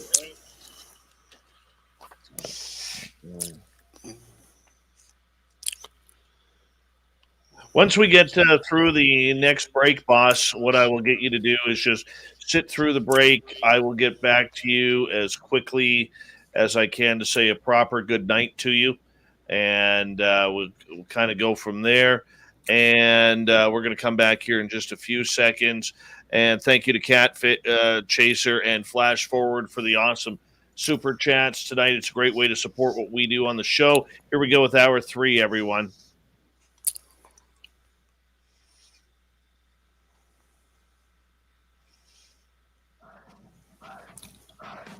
Would you like to connect with us? Head to spacedoutradio.com for all your latest show info. Now, back to Dave Scott and SOR. Third and final hour of Spaced Out Radio is now underway. My name is Dave Scott. Thank you so much for taking the time to join us. We really do appreciate earning your listening ears wherever you are on this beautiful planet we call Earth. I want to say hello to everyone listening in on our terrestrial affiliates around North America and digitally on TalkStream Live, Revolution Radio, and KPNL. All of our archives are free. Just go to youtube.com/Spaced Out Radio. Do me the favor, hit that subscribe button. The Desert Clam has set the password for tonight in the SOR Space Travelers Club. Echopraxia. Echopraxia is your password.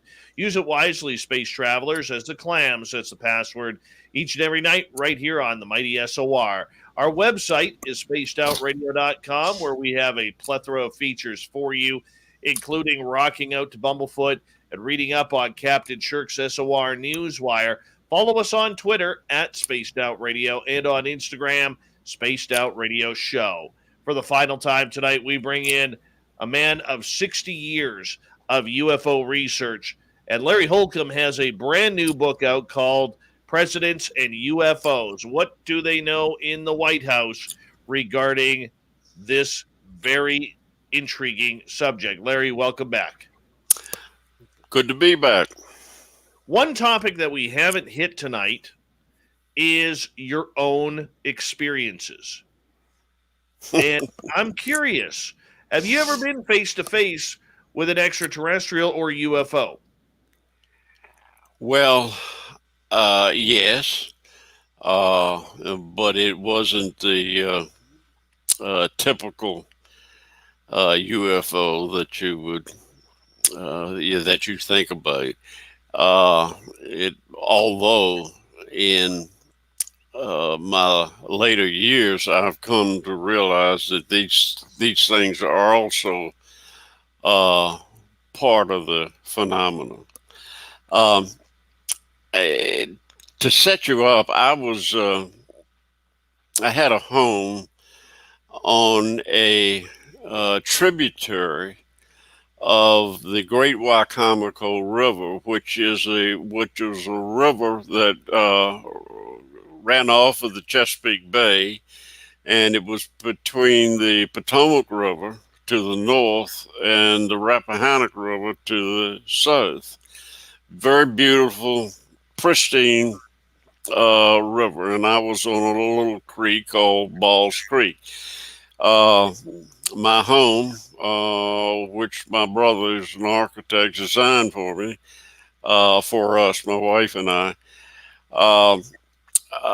it was one story on the front, but it was a sloping lot, and it was 2 stories on the back. And on the back, a lower level, I had my office, which had a large picture window with 2 casement windows, one on either side. So my desk was under the window, and I could look out onto the creek, Balls Creek. And at the time, I was watching a bunch of little ducks, mergansers, that were swimming on the creek. This is in the wintertime, probably February. And I'm guessing about 3 p.m. in the afternoon. I was there alone. On the other side of the creek was a cove. There was a point that the creek came around. and I was looking, facing toward this cove on the backside of the creek, which had a very large tree, probably an oak tree. It wasn't a pine tree. It was something else. But anyway, a very large tree. And as I was watching these ducks, I noticed that there was a large bird, which was probably an osprey, uh, circling over top of this large tree in a very, very tight spiral. Just, like maybe 5 feet in diameter. And as I watched this bird, I noticed a rustling in the tree branches. Now, there were no leaves on the tree, but it was a very thick tree, and it had very thick branches, and so I couldn't see what was causing the rustling. And I thought perhaps that there was a bird that was caught in the limbs of this tree, as happens quite frequently there, where fishing lines, monofilament lines, get tangled up with seagulls and ospreys. And I thought maybe that was where this frantic rustling was coming from in the top of this tree. As I watched it, rising out of the tree was a orb, a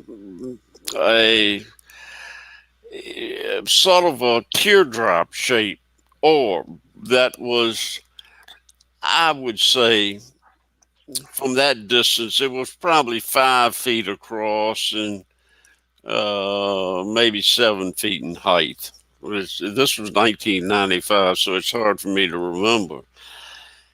And as this orb, which I will describe it as a hot air balloon, a little hot air balloon without any basket below it. Now, that's what it was shaped like. And it rose up. It rose on up. It went floating up like a balloon. So your mind is trying to figure what you're looking at. And I was thinking, well, it's probably a weather balloon. But then weather balloons come down. If they come down, they don't go back up. And they don't create a rustling in the trees. So this object floated on up to about tree level, just above the tree level. And there were high banks on both sides of this creek. I hope we don't lose power because we're going to have a bad electrical storm here. But anyway, as it rose up, it started drifting horizontally. It didn't continue to rise as you would expect. If the wind currents got it and pushed it this way, it rose up to a certain level and stopped and started moving laterally, which I thought was very unusual. And I was still thinking, well, maybe this is something from the Patuxent River Naval Air Station, which is the Navy's Flight Test Center, which is only about 25 miles as a crow flies from where we were. As I watched it, I could tell that it was moving, rotating on a vertical axis, slowly rotating. And as I watched it, all of a sudden, a beam of brilliant light, as bright as the sun, maybe brighter, came off of the object, and it appeared to be hitting me square in the face, but it was only for a second or so. Then it went out. I'll continue to watch it. It was continuing to rotate. Again, a second beam of light, very brilliant, intense light came off of it. And that happened a third time. When that happened, I left my desk downstairs, ran upstairs very quickly to get binoculars, which was on my wet bar in the great room. Went out on the deck to look at it through binoculars, but it was gone.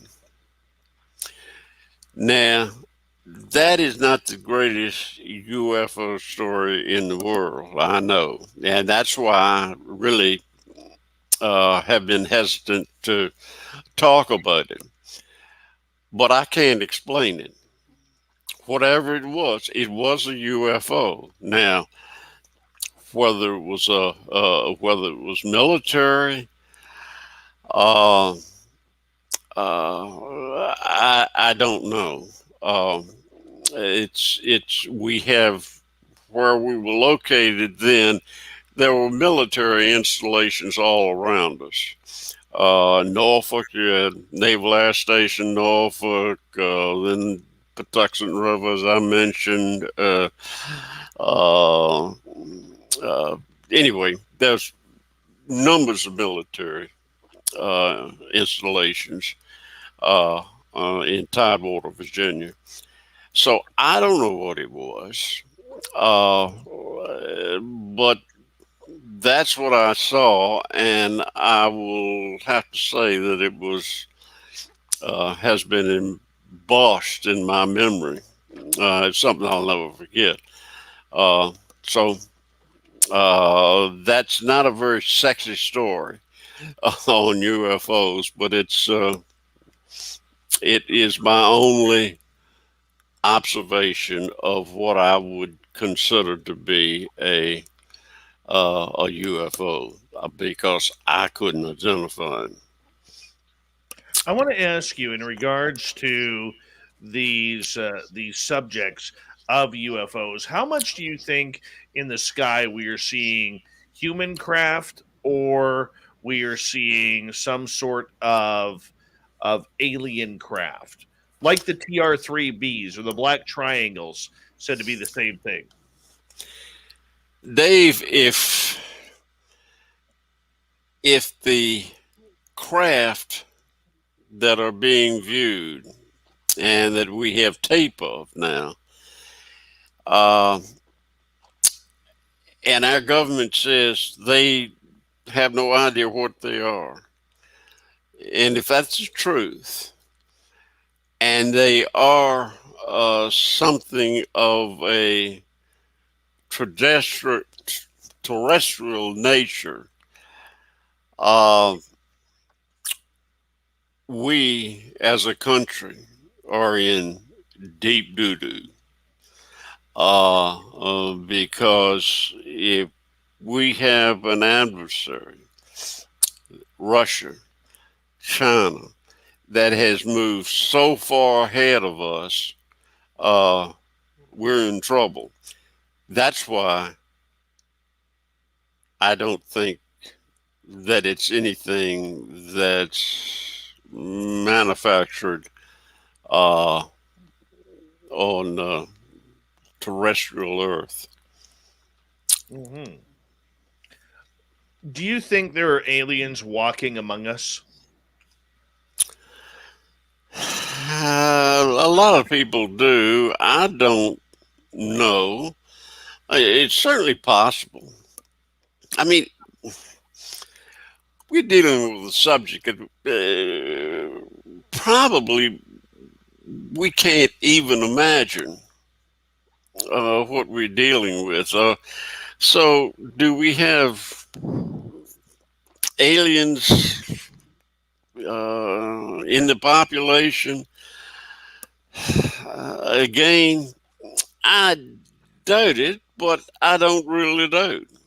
You know, you can't rule anything out in this subject, really. Um, you can be skeptical, as I think I said earlier. I'm a skeptic of many things that are claimed uh, in ufology that I just don't think are reasonable uh, uh, or they is factual. But I don't know. It's possible. I would come down on the side without knowing anything that it probably isn't. But you know, I don't know. I don't. It could very well be.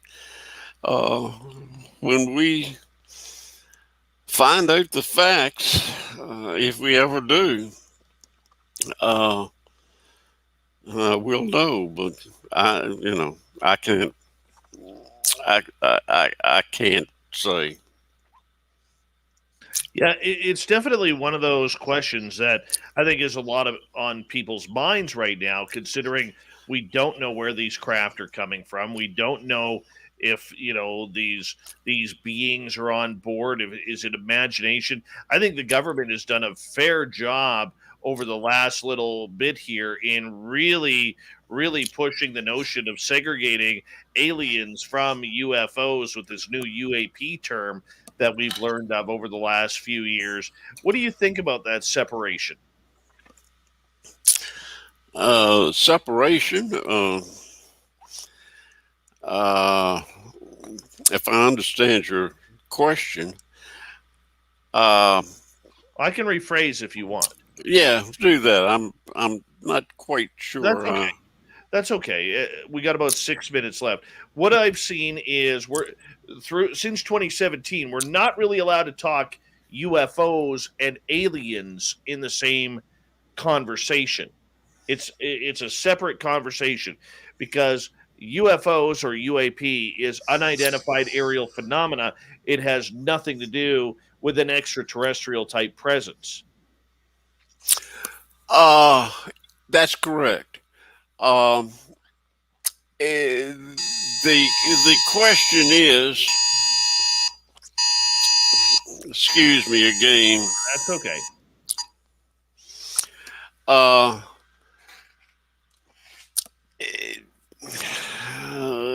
the the question is, do we?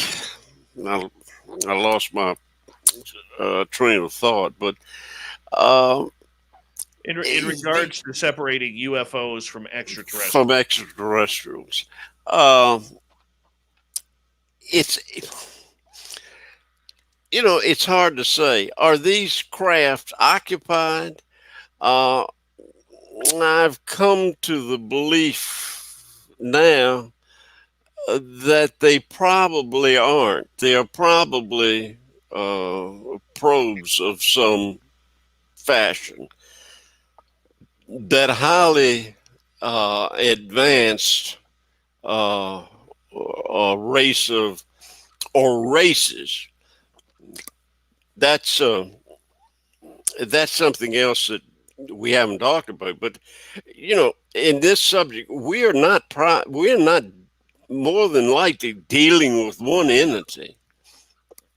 We may be dealing with a major entity and a group of others at various levels of advancement. You know, we may have some visitors that are 500 years more advanced. We may have some that are, 10,000 years more advanced. And we have maybe the main, or shoot, I got the hiccups for some reason, are perhaps a million years more advanced. So we could be dealing with all nature of uh, uh, entities at various levels of development. And that I believe sincerely. How do we deal with this going forward as the public becomes more advanced in this subject? The mainstream media has taken this subject from being a Saturday or Sunday night final story to top story on a weeknight. We see mainstream media doing a lot to cover this now, and the public is becoming a lot more interested in this. How do we continue to develop the idea of what is real and what is fake in the information we are getting? Because one of the things that I have noticed over this time is there really seems to be a narrative that is being pushed through here regarding the subject. And a lot of people today are falling for that narrative. So I'm curious your thoughts with about 2 minutes to go. Uh, well,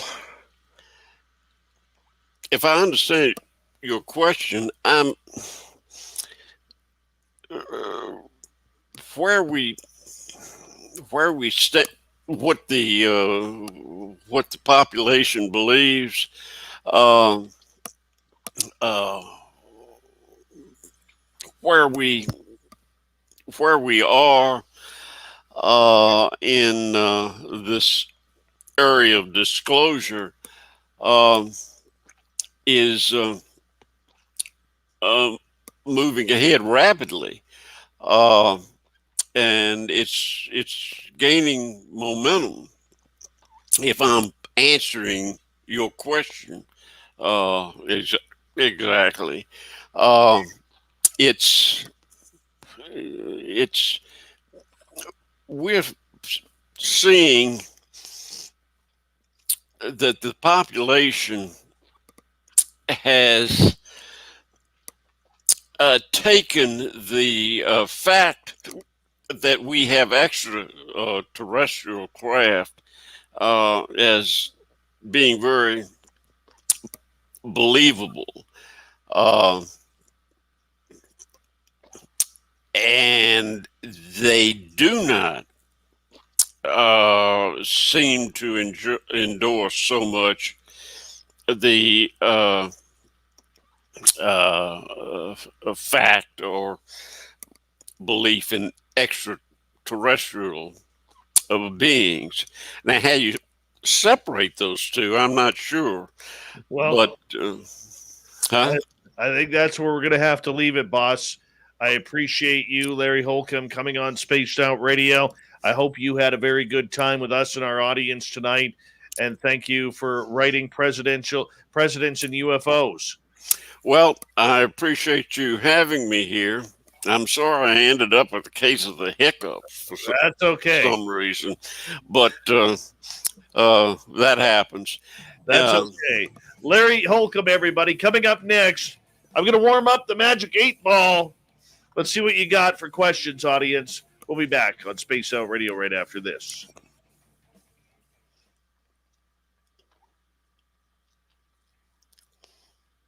Great show, boss. Thank Great you. show. That was fantastic. Well, you are a excellent interviewer. Good questions. I enjoyed it. You stumped me a couple of times, but other than that, it was very enjoyable. That was a lot of fun. Yeah, and what a blessing for us to have you on the show. I mean, 60 years in the UFO world. I mean, you're a legend for a reason, my friend. So thank you. well, thank you. And I did thoroughly enjoyed. So I hope I g- gave your viewers and listeners something. You really did. Thank you, boss. I'm going to let you go get some sleep because I know All right. it's 1:30 in the morning where you are. So really appreciate you, okay? And you Thank take you, care. Dave. Thank you, and thank all your listeners. Appreciate you. Take care. Right. Bye now. Bye. How fantastic was that, everyone? How fantastic was that? Randy Lloyd, welcome to our chat room. How are you? And we'll put you up there, right there. All right. Magic 8. Oh, there's the man with the greatest name in YouTube land. Dry Toast. Dry Toast. Warming up the 8-ball.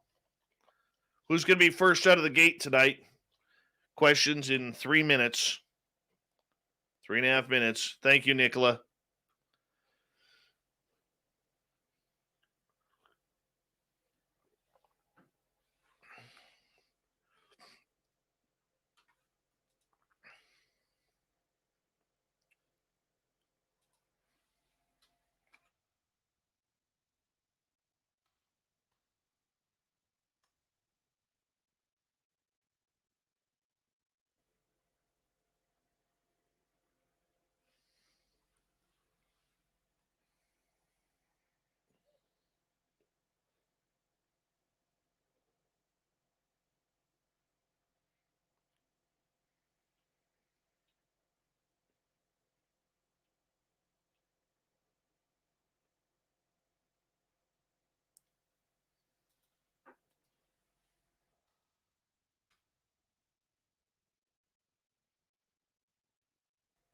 All right. Yeah, I would love to bring him back. Love to bring Larry back. Jason Pearl, welcome to our chat room.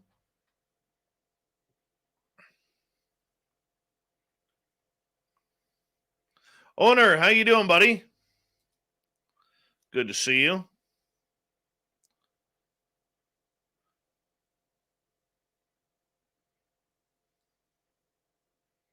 No, I just switched him up. That's not a new one.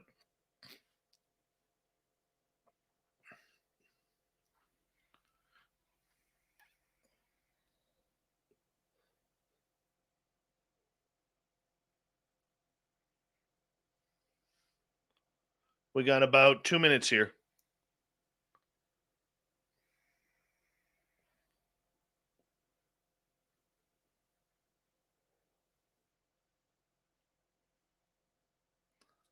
That's a good answer, Jazz.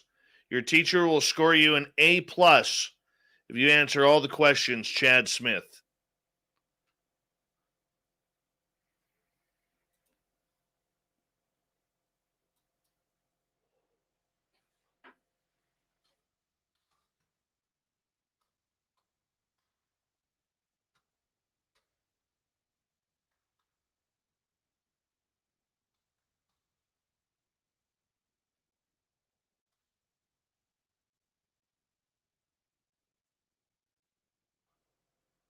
Right.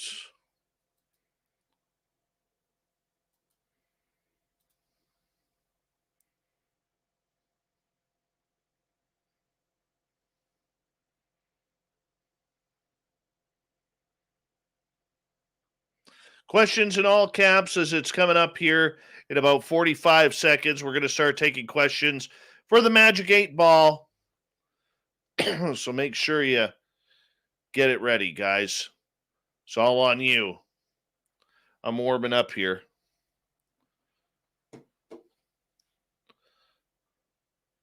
Go-Go's been to about 46 Bieber concerts.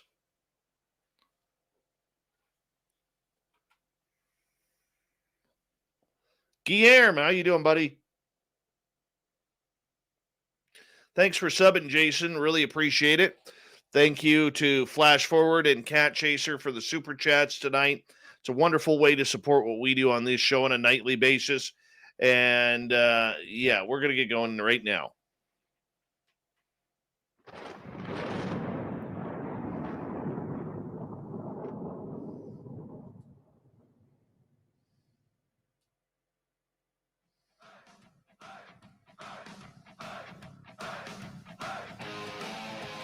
We've rounded third. We're heading for home tonight on Spaced Out Radio.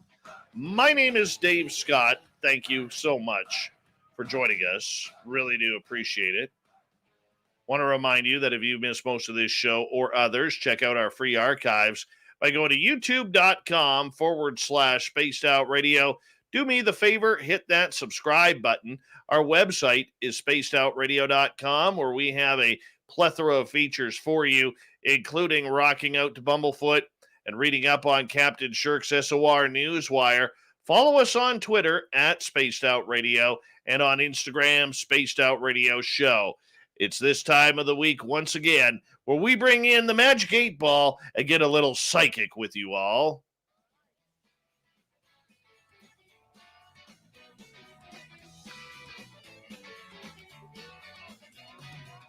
All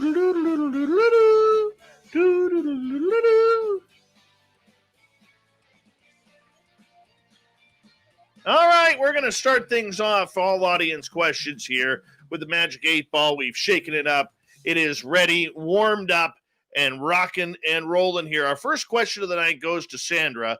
Hi, Sandra. Hi, Sandra. Hi, Sandra. She always likes her name said 3 times.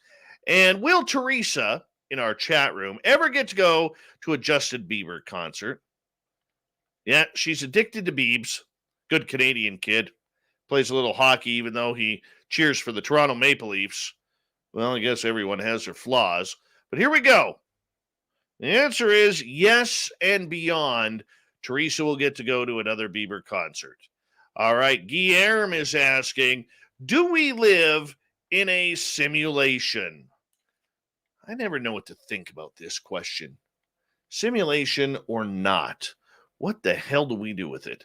Let's see what the Magic 8 Ball says. As I see it, yes, we live in a simulation.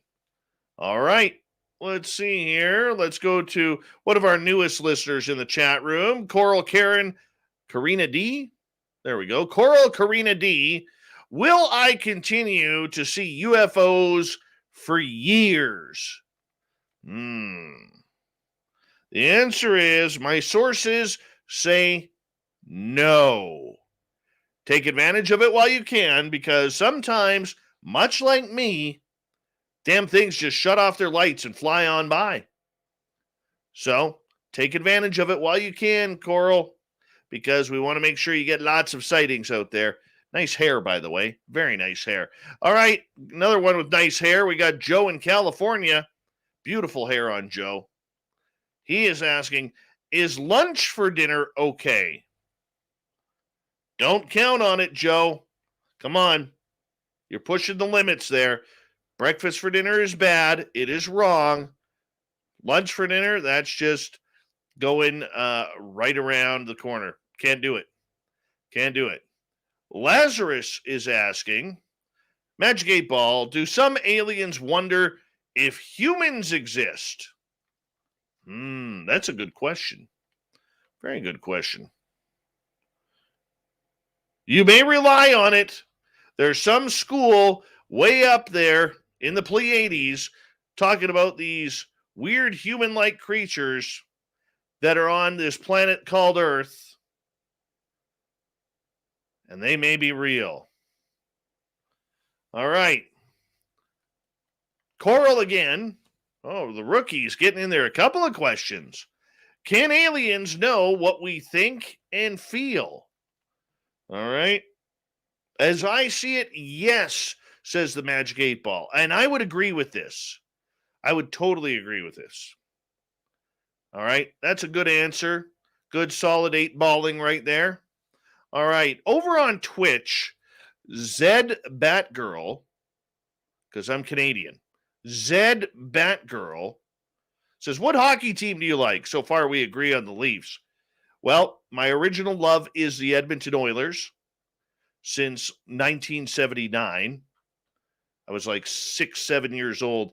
First time I saw Gretzky play on TV, and I fell in love with the Oilers because of Gretzky. But during my journalism days, when I worked in radio, I covered the Vancouver Canucks a lot over 7 years. I went to nearly every game, and I became a very big Canucks fan too. So the Oilers are number 1. Canucks are number 2 for me. And I haven't seen a Stanley Cup in a long time. Never in Vancouver.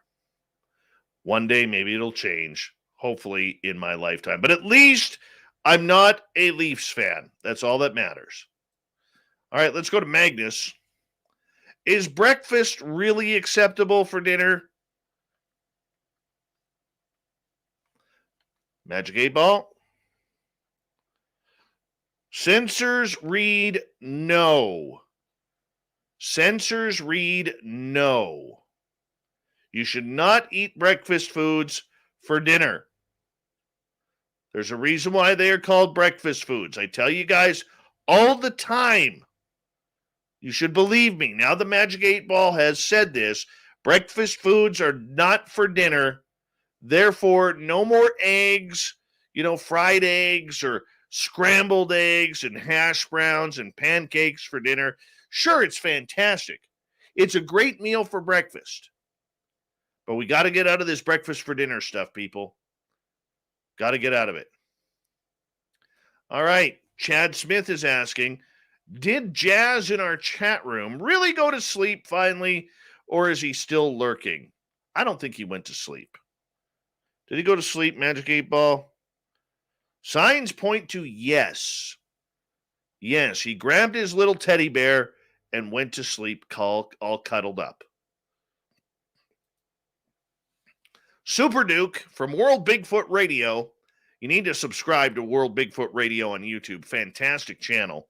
Is asking, should I retire from field research? My answer right off the bat, Duke, is no. We'll see what the 8 Ball says. The 8 Ball says, all clear. All clear for you to continue. That's what I get out of it. So no, you're not retiring, Duke. Not allowed. Not yet, at least.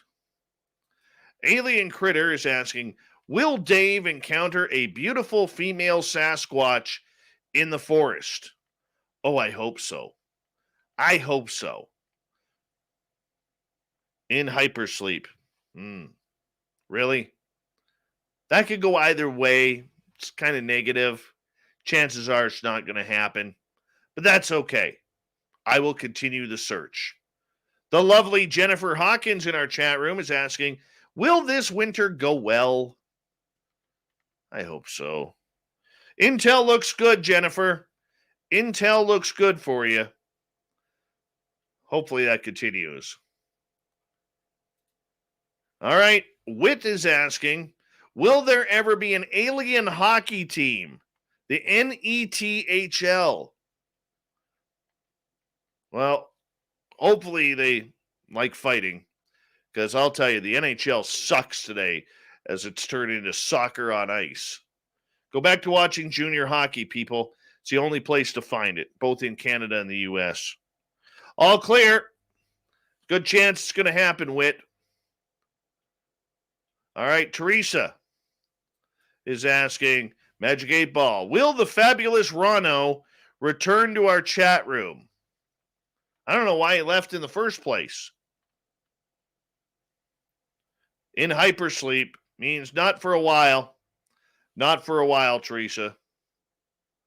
All right. B. Hoff is asking, what about eating dinner for breakfast? That's just crazy.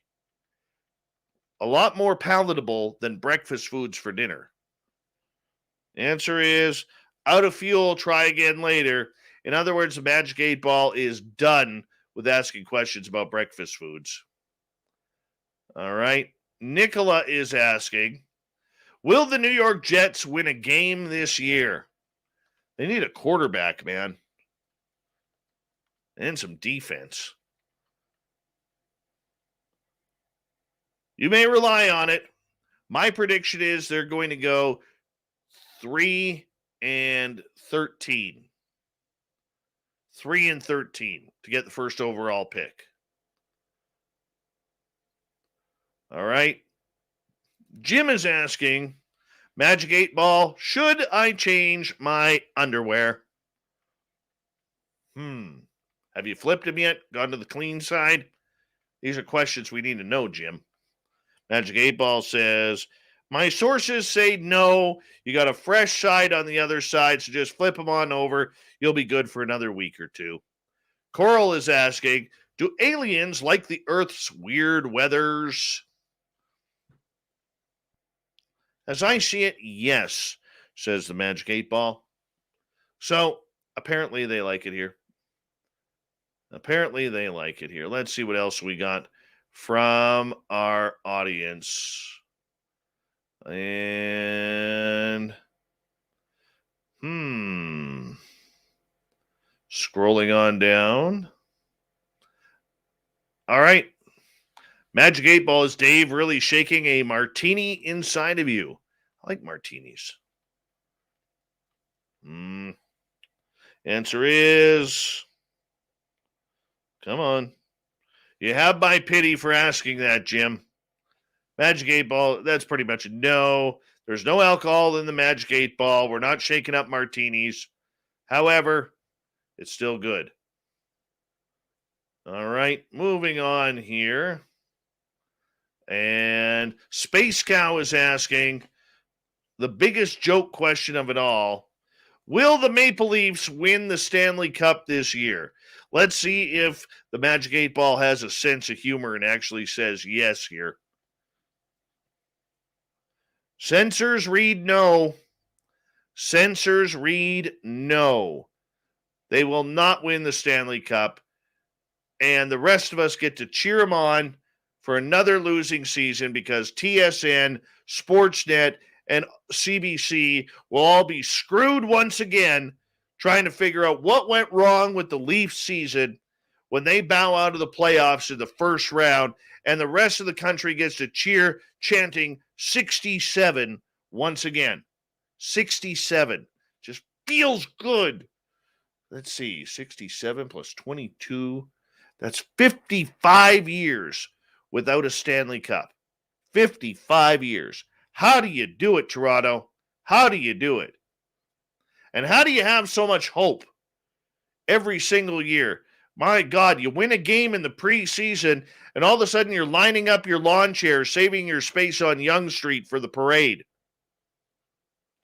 Hilarious. Maybe that you finally named a captain, that'll work. Yeah, right. All right. B. Hoff is asking, if I ask another 8 Ball the same question, would you both give me the same answer? 8 Ball doesn't like sarcastic questions, man.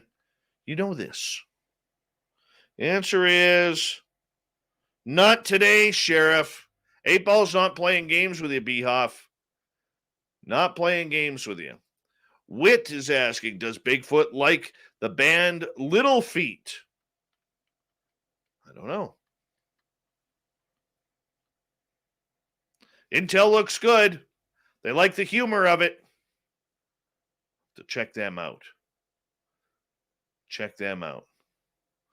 All right, we're waiting for more questions from our audience as we have a couple minutes left in this segment before we got to move on to the news.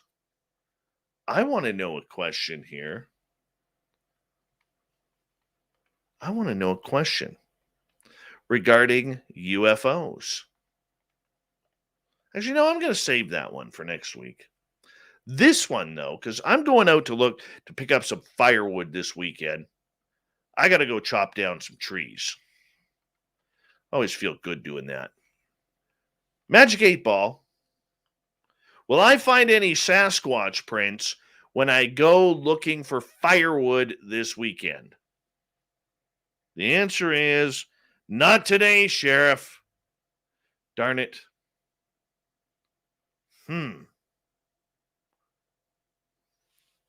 All right. B. Hoff is asking, are reverse headstocks on guitars superior? Personally, I think they're ugly. The answer is all clear. Magic 8 Ball doesn't care. Magic 8 Ball doesn't care. Coral, I've already seen a UFO this year, a few weeks ago.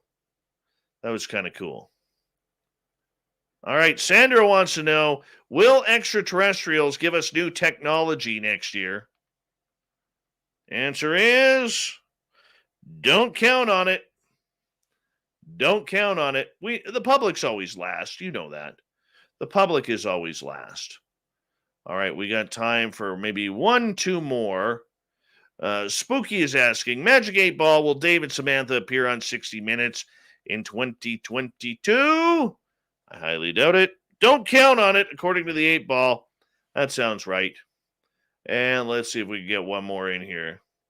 Chad Smith is asking, do the boys at UFO Garage, another channel you should sign up for on YouTube, have actual UFOs in the garage? They may be hiding under Joe Strelski's beard. I'm just saying. All clear means the garage is all clear. There is no UFOs in there. Sorry, Chad Smith. That's the Magic 8 Ball for this week. We're going to get to Shirky Poo's news right now.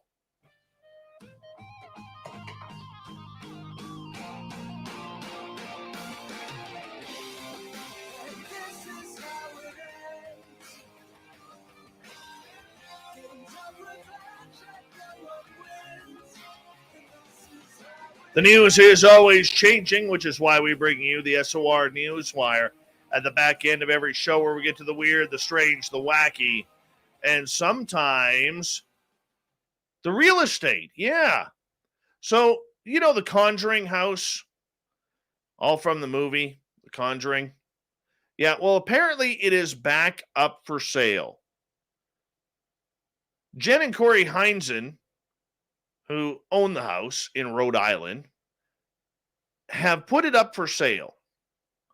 Yeah, originally the Perrin family moved there and were literally haunted right out of the house for a number of years. We should get Andrea Perrin back on the show. It's been a while since we had her. Well, the 3,100 square foot home is back on the market, and it isn't cheap, by the way. Full-bodied apparitions, ghosts, things moving where they shouldn't move on their own. It is deemed a haunted house for sure. The asking price, $1.2 million. So if you want to own this piece of paranormal history and you got some money behind you, this is the house to own. 1.2 mil. I don't even want to know what the mortgage payment is on that. The final frontier smells a lot like a NASCAR race, a bouquet of hot metal, diesel fumes, and barbecue. Dying stars are apparently creating this smell in space. The byproducts of all this rampant combustion are smelly compounds called polycyclic aromatic hydrocarbons.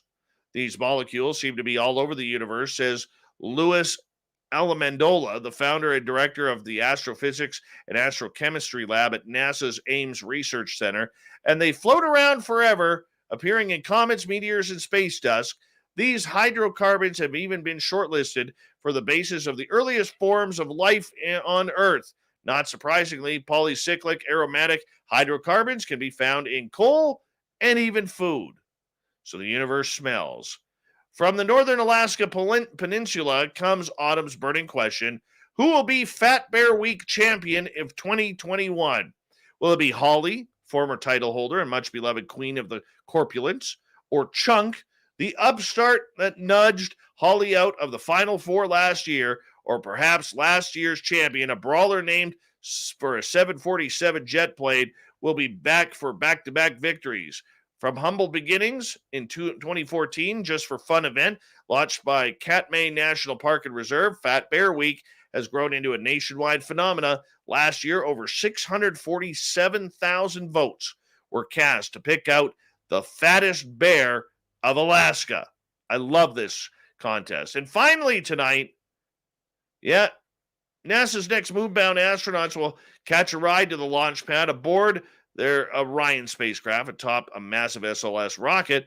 Oscar Mayer, the food company known for hot dogs, would like to offer a bold and dignified vehicle to take them there. They want to offer up the Wienermobile to take the astronauts to their rocket. NASA actually looking for some new astronaut ground transportation, put out a call last week, and that's where the Oscar Mayer Wienermobile came up in conversation. I think they should do it. It would look great.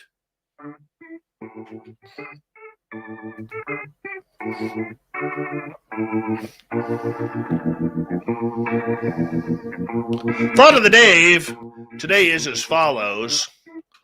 I've started dieting again. Old Davey getting a little chunky. So what's your favorite junk food or fast food? Cherry pick it. Krispy Kremes right now.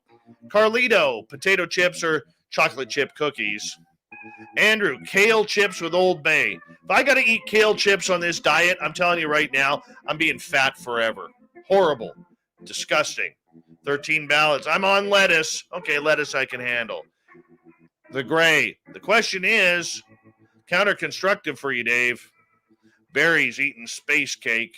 Cupcakes for Marilyn. Pizza and more pizza than dessert pizza for Nick. Lori wants some cookies.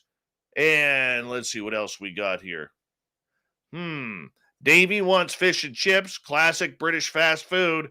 Vanilla meringue for Chris Desmarais. Danny, McDonald's and Hershey bars. Papa Murphy's pizza for Sparkles. Alex, pizza. And pizza. Let's go over to the Dutchman Gary. Bacon chips with bacon and onion chip dip and a cold glass of iced tea. Very Dutch of you, Gary. Very Dutch. Thank you to Captain Shirk for the news. Everyone playing along on the Magic 8 Ball, and Larry Holcombe for some great UFO history. We got Mr. Ron Bumblefoot Thal rocking in the background with Little Brother is watching. Bumblefoot is the official music of Spaced Out Radio, rocking us in and out of every single show. Get your horns up for the guitar god himself. Special thanks to everybody listening in at home, at work, in your cars, wherever you may be. Thanks to everyone in our chat rooms tonight. YouTube, Twitch, LGAB, Spreaker, Facebook, Revolution Radio, and on Twitter at hashtag Spaced Out Radio. Remember, this show is copyright by Spaced Out Radio and SOR Media Ventures Limited. Thank you so much for choosing to share your evening with us, because together, my friends, we own the night. Mr. Bumblefoot, we need a favor. We need you to take us home.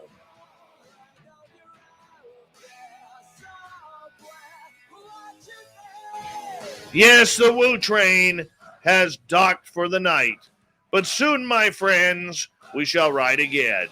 Your seats are always available. Your tickets never expire.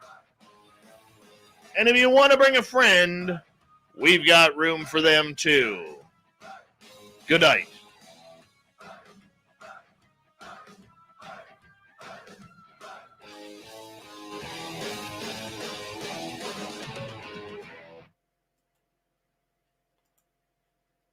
It's good radio tonight. Good radio. Good radio. All right. Hey, Mr. Shark. Why'd you just try to attack me? It's not very cool. Put you up there on that one. That one you're not going to stay, are you? No, of course not. Why would you want to stay on that one? There you go. All right. There's our super quest. Thought it was a fantastic show tonight. I really did. You know, the one thing about it is researchers like Larry, we're not going to have around for much longer, man. You know, time's catching up. 60 years, that's a brain that needs to be picked. Totally. All right.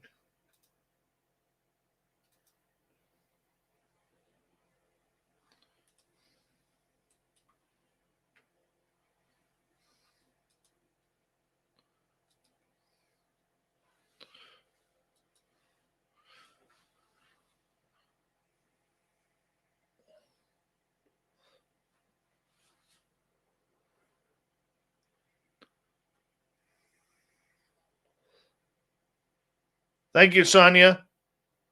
Thank you, Duke.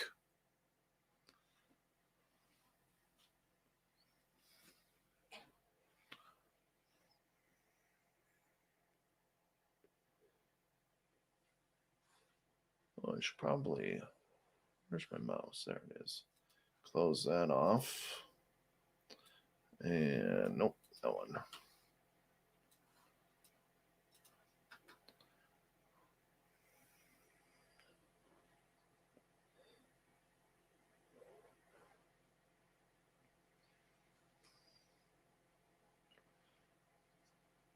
Super Quest, I think you should take it up. I'm trying. It's fun, man. It really is fun.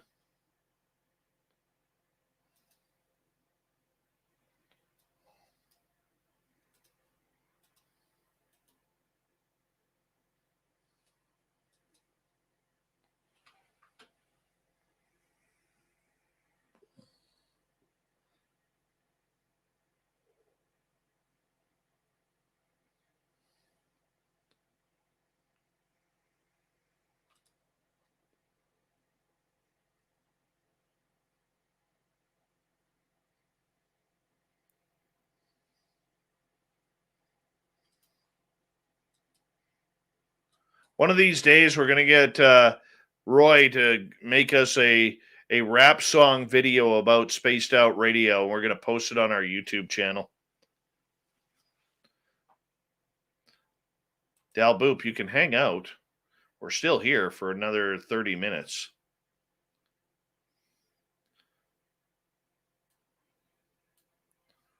You can hang out with us. It works. Close that off. Close that out.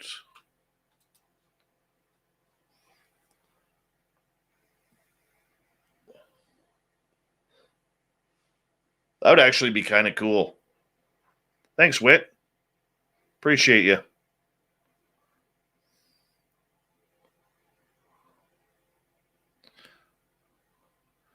Merle. Yeah. We need some Merle in there for sure. How about it, Quest? There's a challenge for you right there, buddy.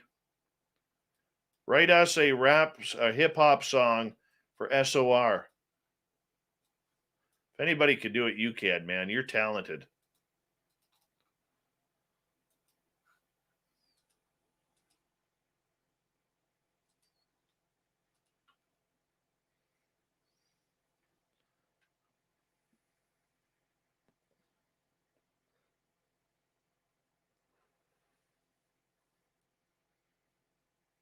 That would be sweet ass there, Roy. Seriously, man. That'd be so sweet.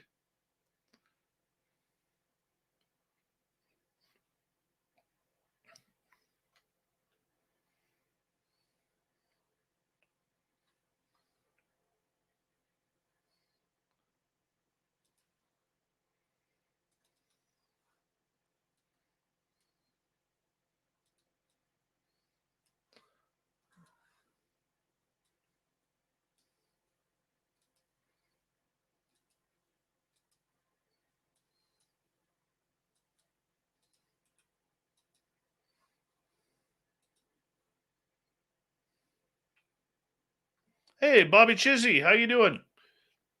Thanks for coming in, bud. All right. Any questions while I'm here doing my editing? Put them in capital letters if you don't mind. I always like answering questions after the show. Don't forget, you can go check out all of our swag at spacedoutradio.com/shop.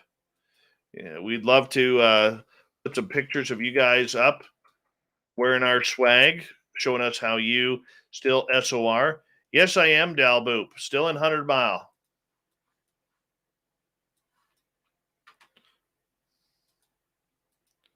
Getting ready for winter. We are exactly 2 days away from having mandatory snow tires on our vehicles or mudded snow. Look for the little snowflake or the M+S.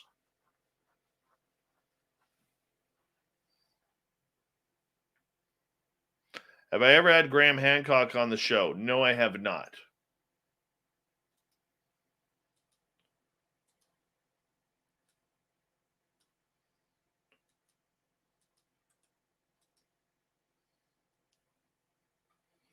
When are you putting the beanie in the SOR store? I got to find out if our store offers them. Nice, Chad Smith. Even if you haven't bought any swag, if you got a picture of how you listen to the show, okay, we'll put it up.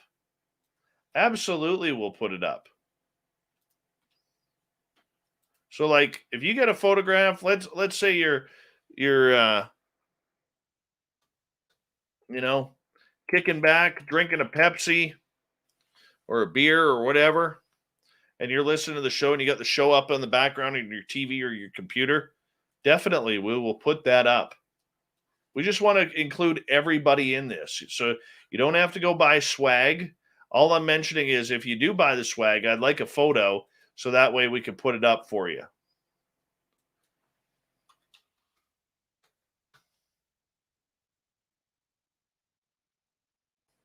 Where did you send it, Chad? Because I haven't seen it. No, there is no SOR banana hammocks, but if you go on the UFO Garage shop, you will find they have a pair of spaced out radio underwear there with my picture on it. So go have at her, buddy. Go at her. You can find that one right there.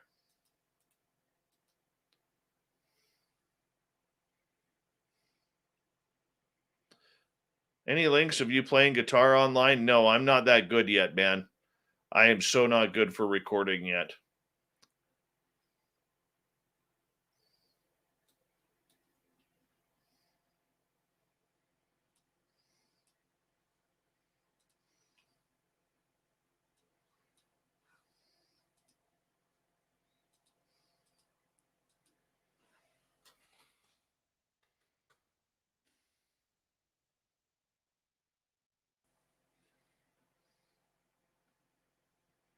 Still on Twitter. Of course we are.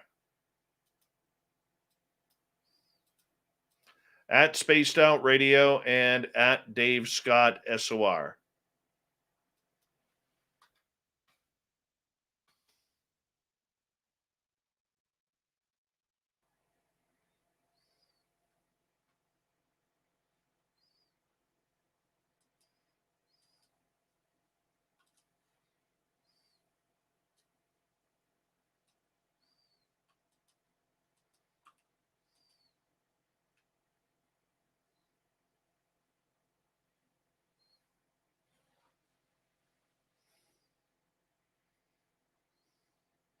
Chad, or pardon me, Ben's baby daughter is due in 36 hours. Actually, 24 hours now. Whether she comes or not, that will be her choice.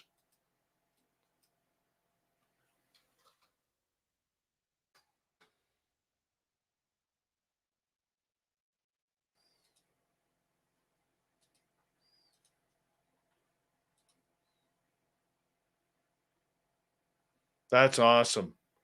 Chad Smith, I didn't know you had pictures without your sunglasses on. Beautiful. Beautiful.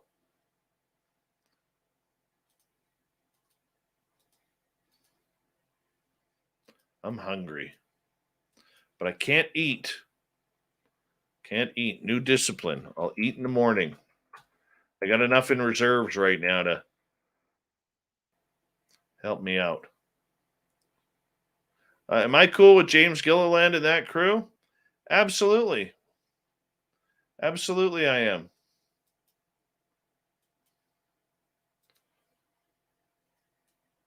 Hey, James isn't harming anybody. They're having experiences down there. I know a lot of people who've been down to his ranch and have had some weird stuff happen. It's only the people who have never been there that seem to criticize him a lot. I know people who've had Sasquatch encounters there. I know people who have had UFO encounters there, extraterrestrial encounters. There's something strange happening at that farm at the East City Ranch there. And you know what? Hey, unless you're there, you don't know. I've never been. No and no, Nikki. No and no. No desire.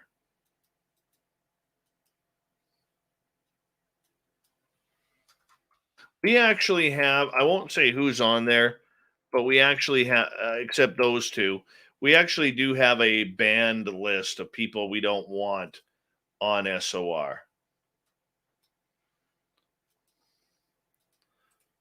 A lot of them are of those people are a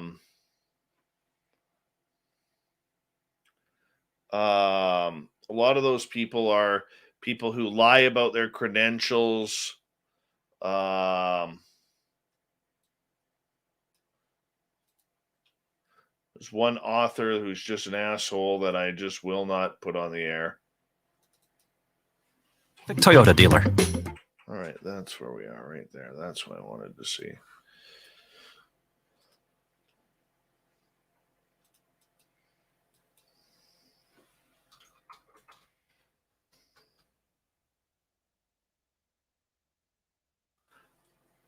No, you're thinking John Edmonds.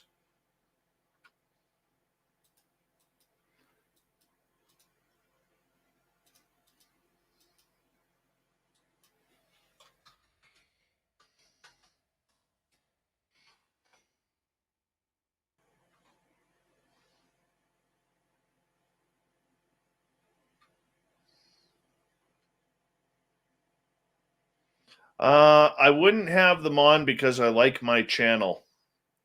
And I have tried to steer over the years our listeners to proper investigators, proper researchers, proper journalists, proper scientists. And yes, we do have some fun shows and everything like that. But when we get serious about it, I don't want our people getting ripped off or spending their hard-earned money on people who are known to play the system for their own benefit. So I would sooner grow the way we're growing rather than use one of them to try and make our statement. I think that's probably the best way I could put it.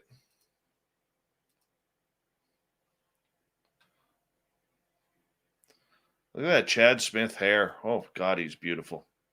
Beautiful, beautiful man. He's sending me selfies. It's kind of sexy. Not going to lie.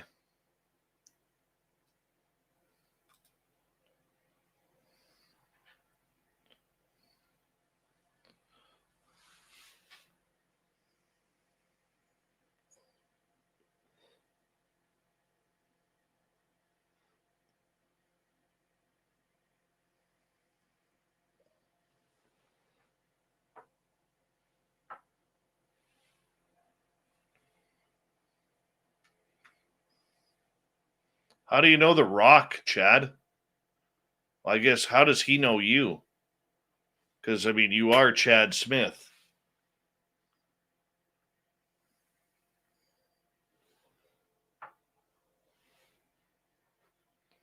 You know what? If you're buddies with The Rock, I would totally send him a Chad Smith SOR shirt.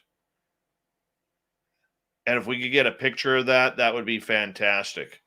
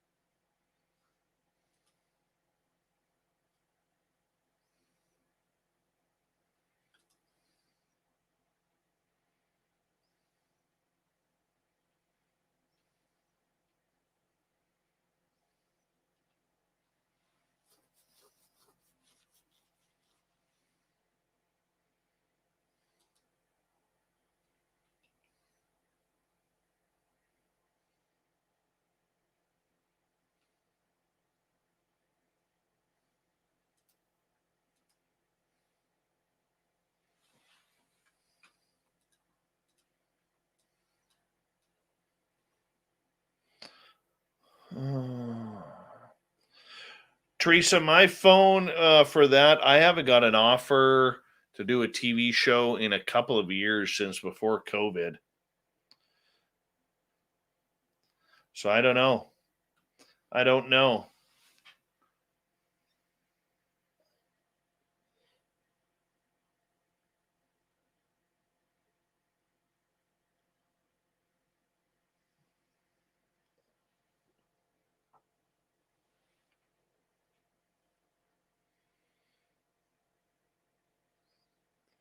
Chrismo, I want to see The Rock versus El Avni Volador. No chance. The Rock has no chance against El Avni Volador. No chance whatsoever.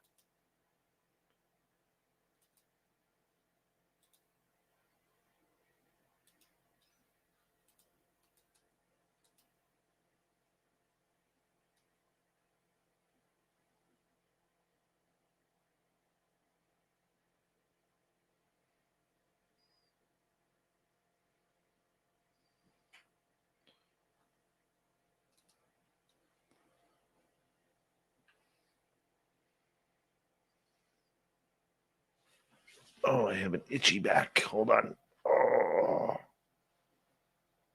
Oh, that feels good.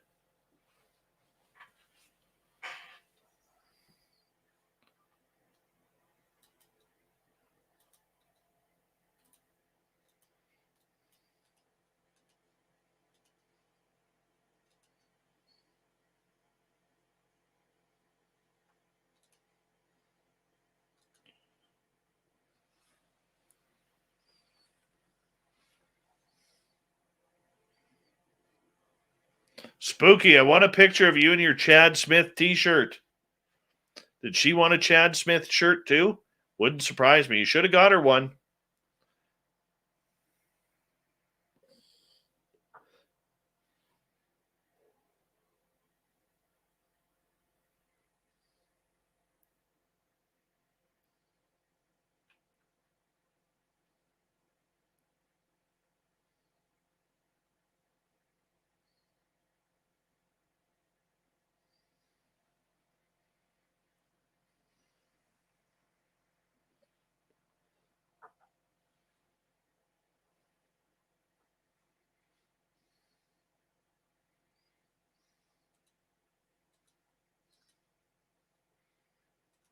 Tomorrow night on the show, Alison Oborn joins us from Australia, talk about some of the haunted areas there. That's going to be good. I'm looking forward to that one.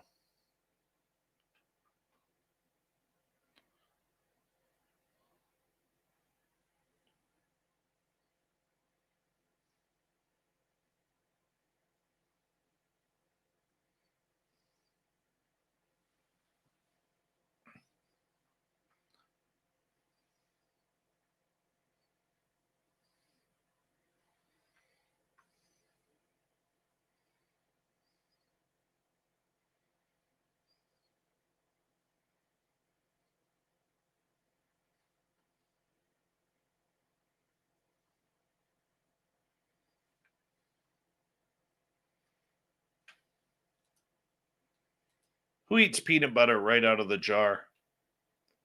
Just curious. I do.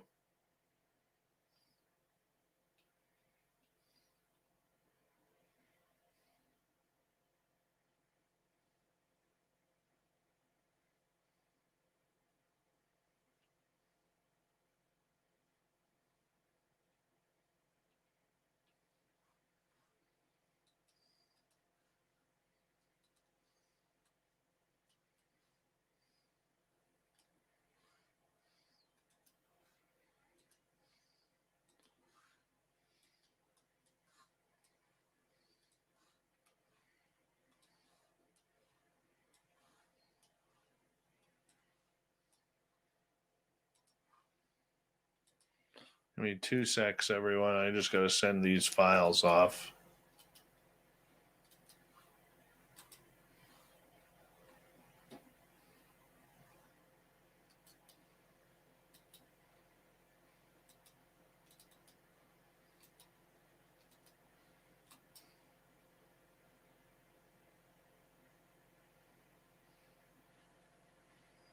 There we go. Those are running. Perfect.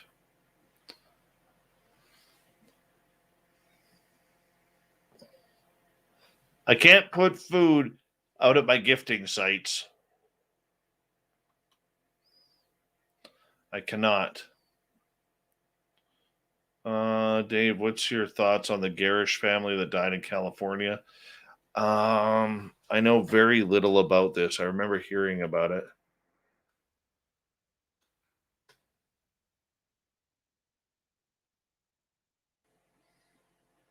Oh, yeah, that's where the whole family was found dead in the Sierra National Forest. I don't know. That's a weird one. I'm curious. I'm gonna hold off on my thoughts on that. Curious to see what David Politis says about that. Because if there's something weird, David Politis will be all over that.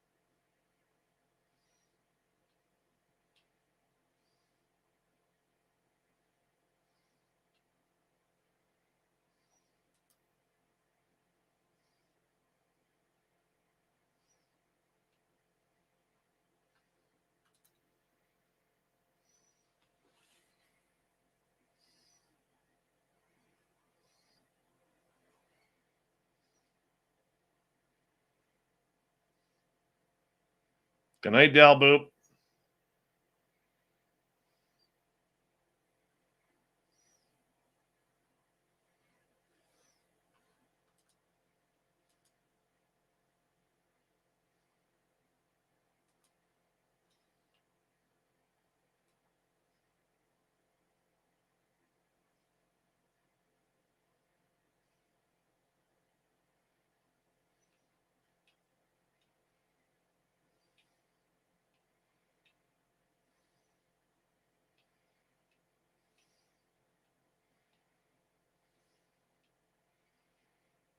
Back to the hockey rink tomorrow for me.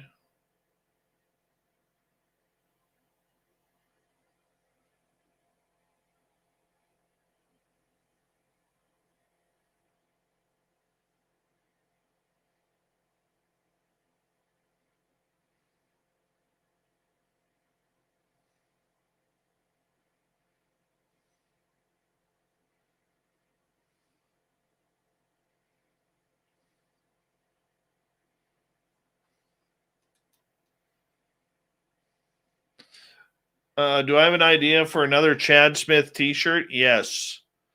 I gotta talk to Ben about putting them up. We're gonna get some new swag put up here soon. We're looking at a guitar design. We're looking at a few different designs.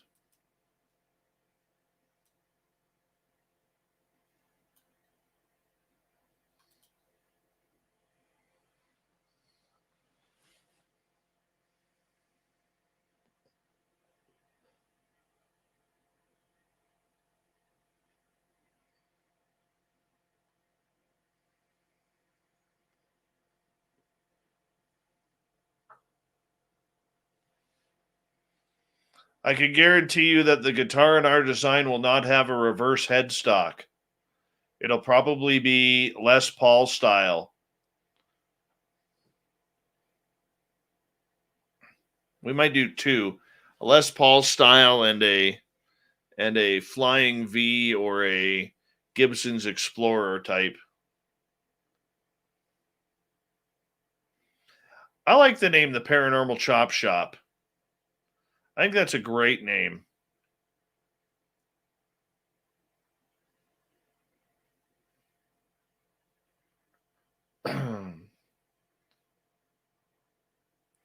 Oh, Grandpa Holland. That's phenomenal. Which one did you order? Which hat did you order? What logo?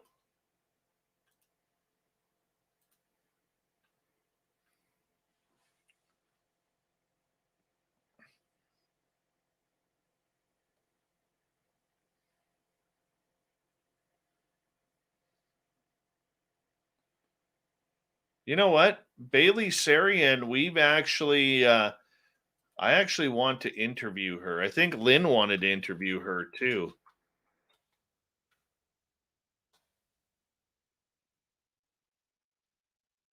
That's who I'm thinking about. Yeah, Lynn totally wanted, both Lynn and I totally wanted to interview her.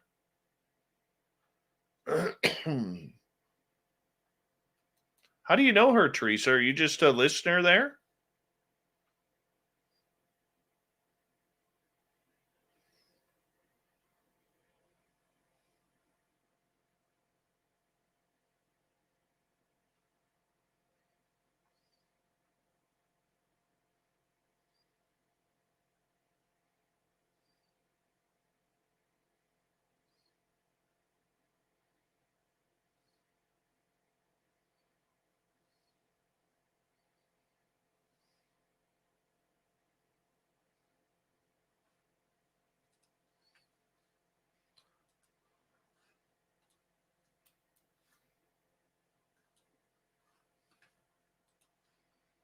Give me 2 secs here, everyone.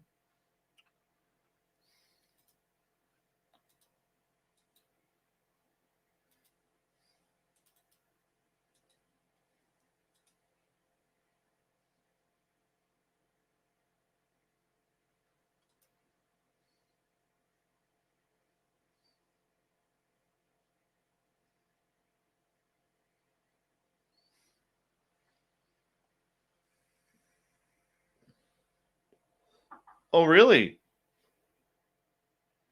Yeah, I actually it's funny you bring her up, Teresa. We we totally were talking about her about a week and a half ago about how we would love to bring her on the show.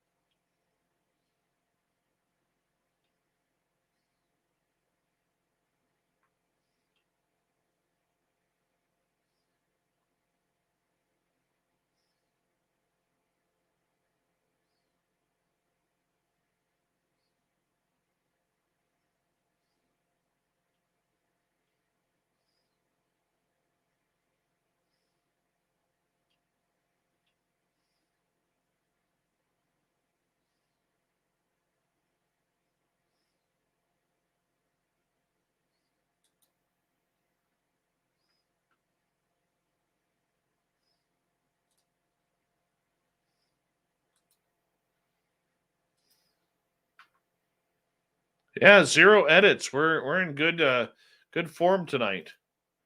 Good form tonight.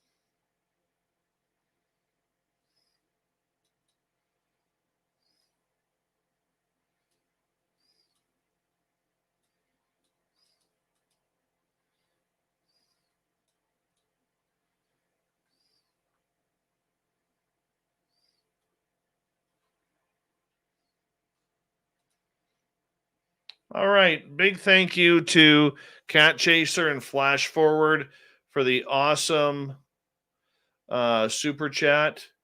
Really do appreciate the love and support. I have coming on in and hanging on out. And to all of you who listened tonight, you guys were fantastic. Big thank you to all the vets who were coming on in. If you aren't following us yet, do us a favor. Wrong hand. Hit that subscribe button right here, and that bell lets you know when we are on. Since we are here 7 days a week, I'm here Monday through Friday. Of course, Lynn Wallington is here on Sundays or Saturdays and Sundays. Follow us on Twitter at Spaced Out Radio and on Instagram, Spaced Out Radio Show. We'd really appreciate it. Thank you for the love. Thank you for a great show tonight. Tomorrow night on the show, Allison Oborn is here, and we're talking paranormal stories from Australia. We'll talk to you tomorrow night, everyone. Good